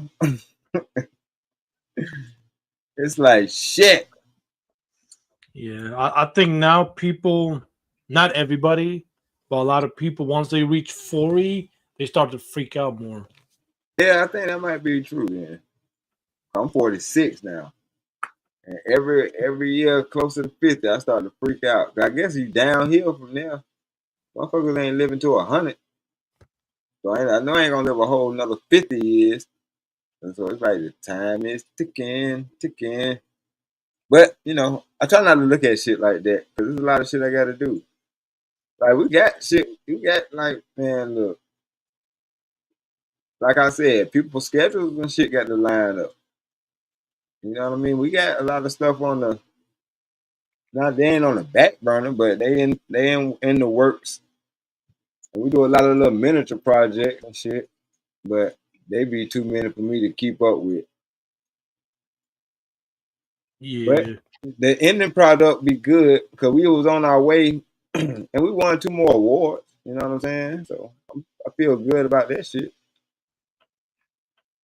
The oldest person I seen, Stanley, is 117 Mm. Yeah, on see now. record. But even still, like I don't even want to get that fucking old. That's my Yeah, conundrum. I want to get old, but I don't want to get old. If that makes any sense at all. Because I don't want to be yeah, decrepit. I don't want to be alive but not able to do shit. You know what I'm saying? I don't want to be alive and not able to do shit. man. If I'm not able to be honest with you, like motherfucker might Yeah, think I'm joking and shit, but I'm actually not. Like if I'm not able to have sex, and I know I'm gonna get, I know I'm gonna get slack because I know my homeboy is like, yo, it's so much more to live for. You know what? Nah, I know it's a lot of shit to live for. But if I can't fuck, I probably die. yeah. So if I lose the ability to do that, I think the rest gonna follow. Yeah. No, if I have a chance to live that long, I at least want to be a millionaire. At least I would have money to do stuff. You And know? yeah, because you don't want to be old and on medication and can't afford shit. Yeah. But now here's the question though: what is the age then? Shit. If Stanley the White has to choose right now, and it's up to you: 80, 75, 90, what? 99, nigga. 99. 99. At Yeah. this point, just finish it off with 100. Mm-mm. Uh-uh. Damn, imagine living that long and all the garbage and the ups and downs you see in this world. Yeah. Me and God gonna have a conversation either way when I leave here. I already made up my mind about that. But not like, you know what I'm saying? Like I appreciate it though. I appreciate all the experiences. That's the thing. Yeah. It's gonna be a, you know, it's gonna be a heartfelt conversation, but at the same time, be like, what the? Where was you when this happened? Though? Damn, did you have your back turned, you were tying your shoes or some shit? Because that wasn't supposed to happen. 'Cause, like, come on, man. What was the lesson in that shit? It wasn't none. Mm. Yeah. I You mean, know, I'm just keeping it real though. And he gonna be like, you know what? Thanks for telling me, because that was only your experience. yeah. But that's what I'm here for. I wanted y'all to come back and report because I don't know what it is to live in that form.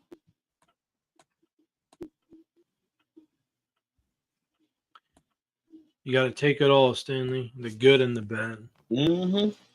and see what you can make out of it.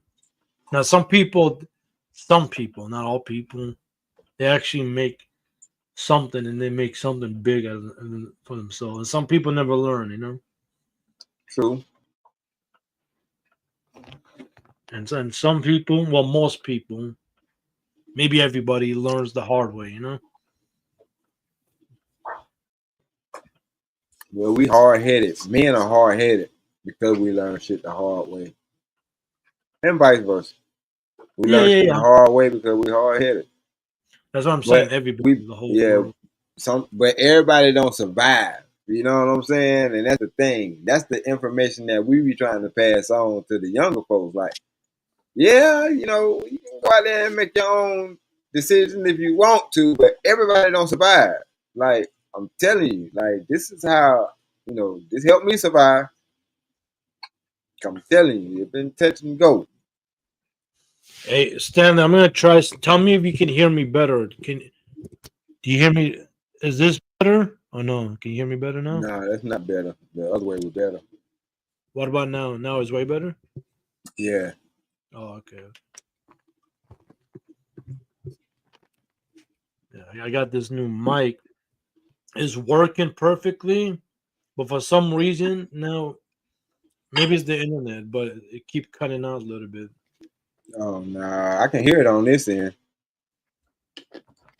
No, that's what everybody tells me. You can hear me perfectly, but Yeah. when you or somebody else speak, I can hear it, but it cuts out for like 3-5 seconds, and it goes Mm. back to normal. Like, I don't know why it does that. That's a probably a noise reduction thing you got on it. Because if you're not, that's why I have headphones on because when we're talking, it's actually not live. It has a little lag. Oh, okay. Gotta get me new headphones.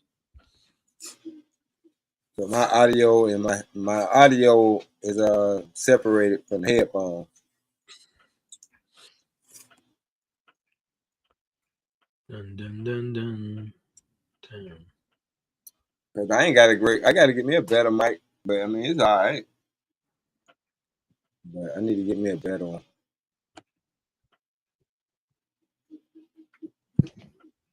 Yep, to the bug till I'm shooting dust.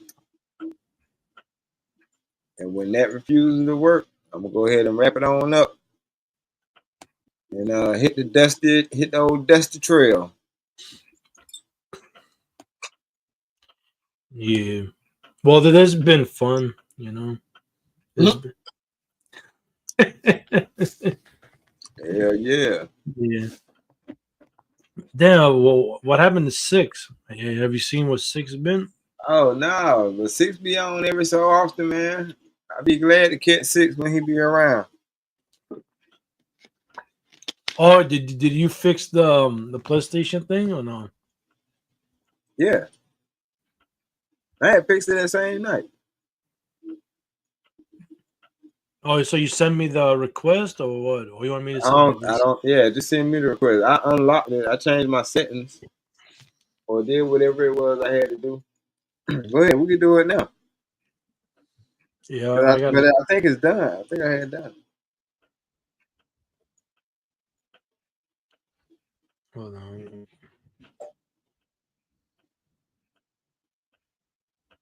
Oh, here it is. Give me 1 second. Yep.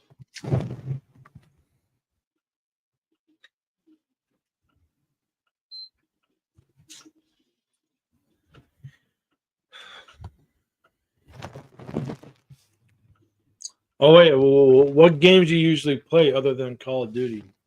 Yeah, I be on payday. I don't get to play much. It just look like that, but I don't get to play much. That's why I jump on some shit like Call of Duty. I jump on the invasion, get my little, get my little knockoffs in and get up out of there. It's just a little, a little break, a little unwind. You know what I'm saying?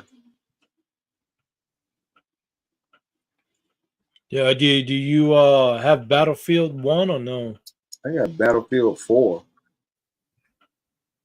Battlefield. I And got which Call of Duty you have? Do you have? all of them. Black Ops 6, 1, 2, 3, Vanguard, all that shit. Yeah, I got World War II and Yeah, I got World War II. Cold War. I got Cold War. Rocco 5. Yep. How come it's not coming up?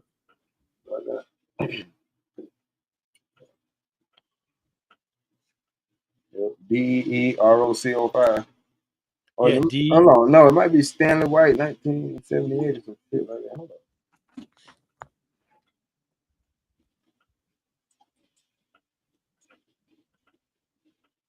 What the hell is that? Call of Duty. Yeah, Deer Rock 05. Yep. That Yeah, sound there's like nothing. No players found. all right. Well, what's yours? Relentless Bat 420. Put it in the back check. Hold on. Ba.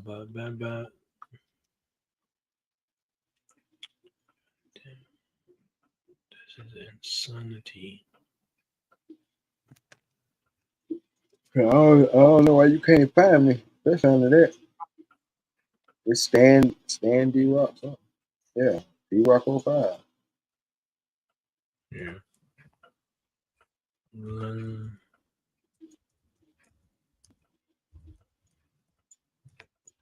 I'm sending it to your email. I send it to you in the private chat. All right. God damn, that shit got to be so fucking long, man. Battlefield. Battlefield.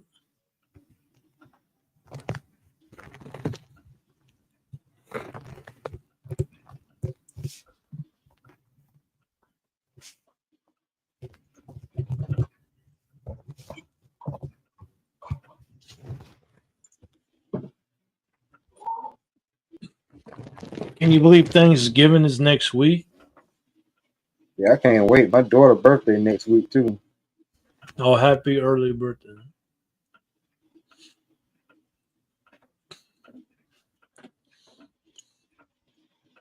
You should take her to Disneyland. I should, ain't it? Well, you're in the South, so go to the one. While it's still here. or Universal Studios, or both, or what, you know. Yep, I just sent you one.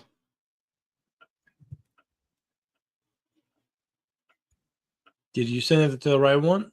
Yeah. The Spider. There's nothing. Yep, you're a Spider-Man looking character. Yeah, I don't see it. They said we ain't friends yet. But that's what the fucking problem is. We're trying to be friends. You motherfuckers crazy. Unless we already friends. So your thing it is Yeah, I just sent you a message. Yeah, hold on. Yo. Yeah, that's me.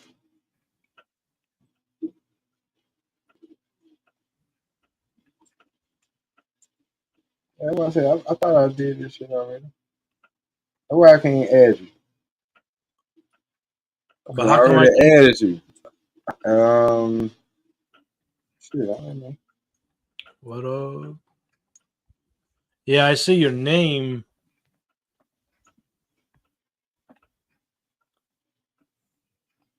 Yeah. Yeah, but for some reason it won't let me.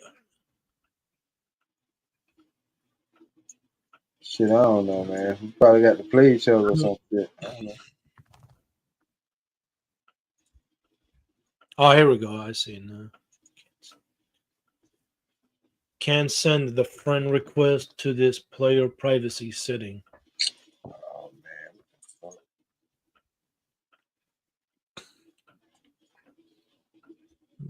Well, at least you got my message, though, right? Yeah. Hold Yeah, on. yeah. Mhm.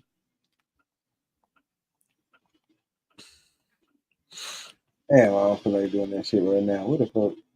Am I sitting good down here? I thought I changed that shit. Oh,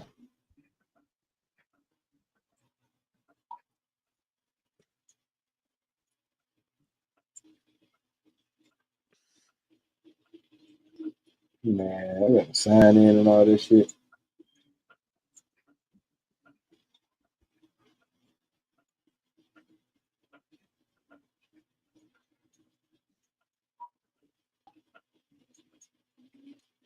Yeah, man. I mean, I figured it out. Mouseville. I know, right? Oh yeah. What is 6? Put 6 in, like trying to. So I don't know. I don't even know what Six been playing lately. I don't even see him on my thing no more. Yeah, well, I gotta see him one day on.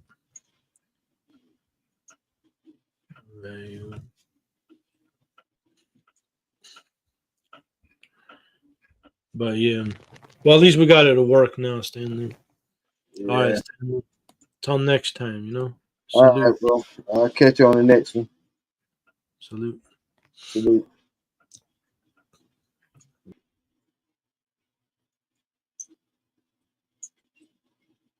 Trying to figure out why we having such a. That's why. Cause there's a lot of people be trying to be my friend on that motherfucker. I don't know. Now I got signed out of that shit, so I'm gonna have to do that shit later. Say no Disney for you. Yeah. I ain't taking my children no damn Disneyland where they be kidnapping motherfuckers. You know, I'm straight on that. I'm up on all that.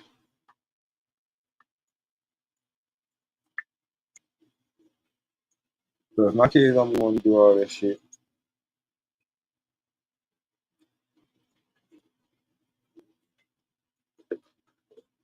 time for us to make memories together anyway. Like we do shit like skating and I want to go bowling with my oldest daughter for the year.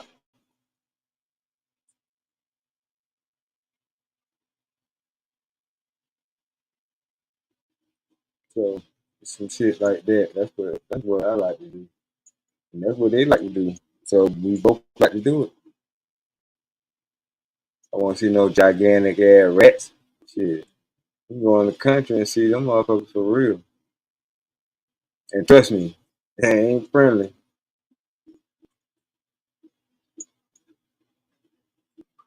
Real shit. Straight up. Especially when the Disney True goes all the way back to the monkey shit that they had us watching. All the way back to 5 and shit. Like, you remember when 5 had all them cups and shit at McDonald's? Mickey Mouse and shit had all them goddamn cups and shit at Hardee's and all that shit.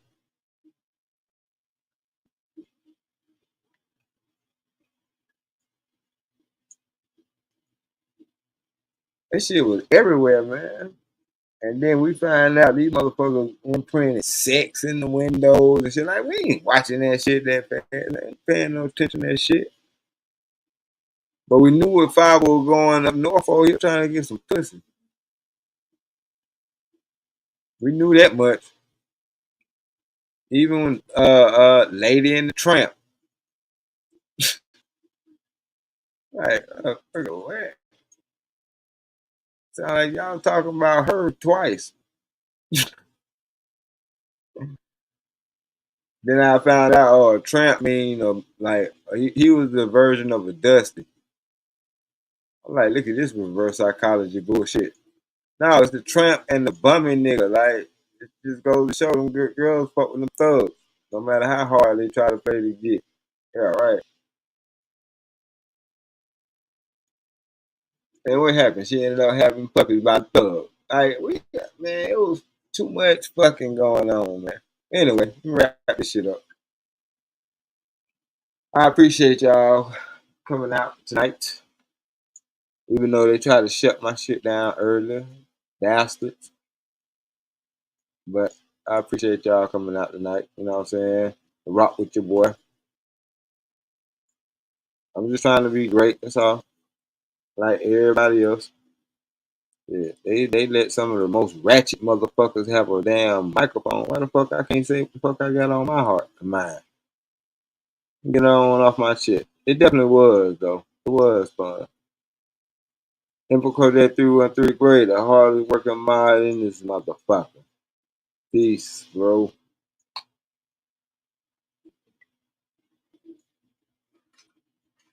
Yep, it's been real. To the I be Woody, Rod Will. Salute to y'all, man. JD 1975.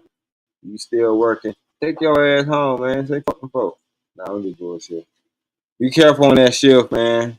Be careful on that shift, JD 1975.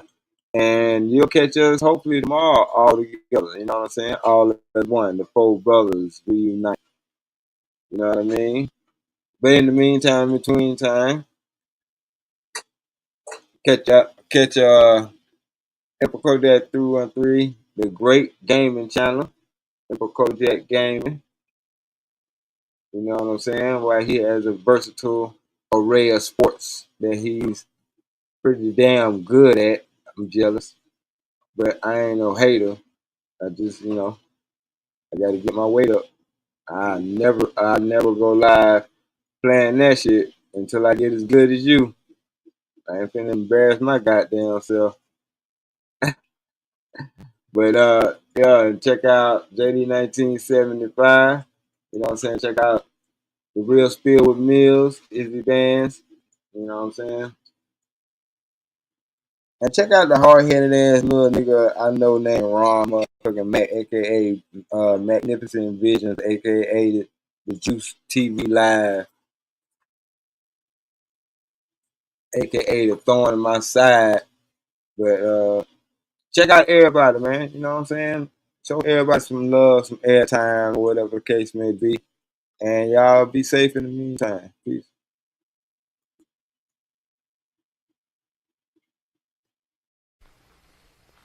Come here, you little prick. Come here, you little fucking prick. Get out. All y'all. Now get the fuck out. Come on. Hey, I said get out of my house. That goes for cocksuckers and retards. Now get up off your asses and go. Come on.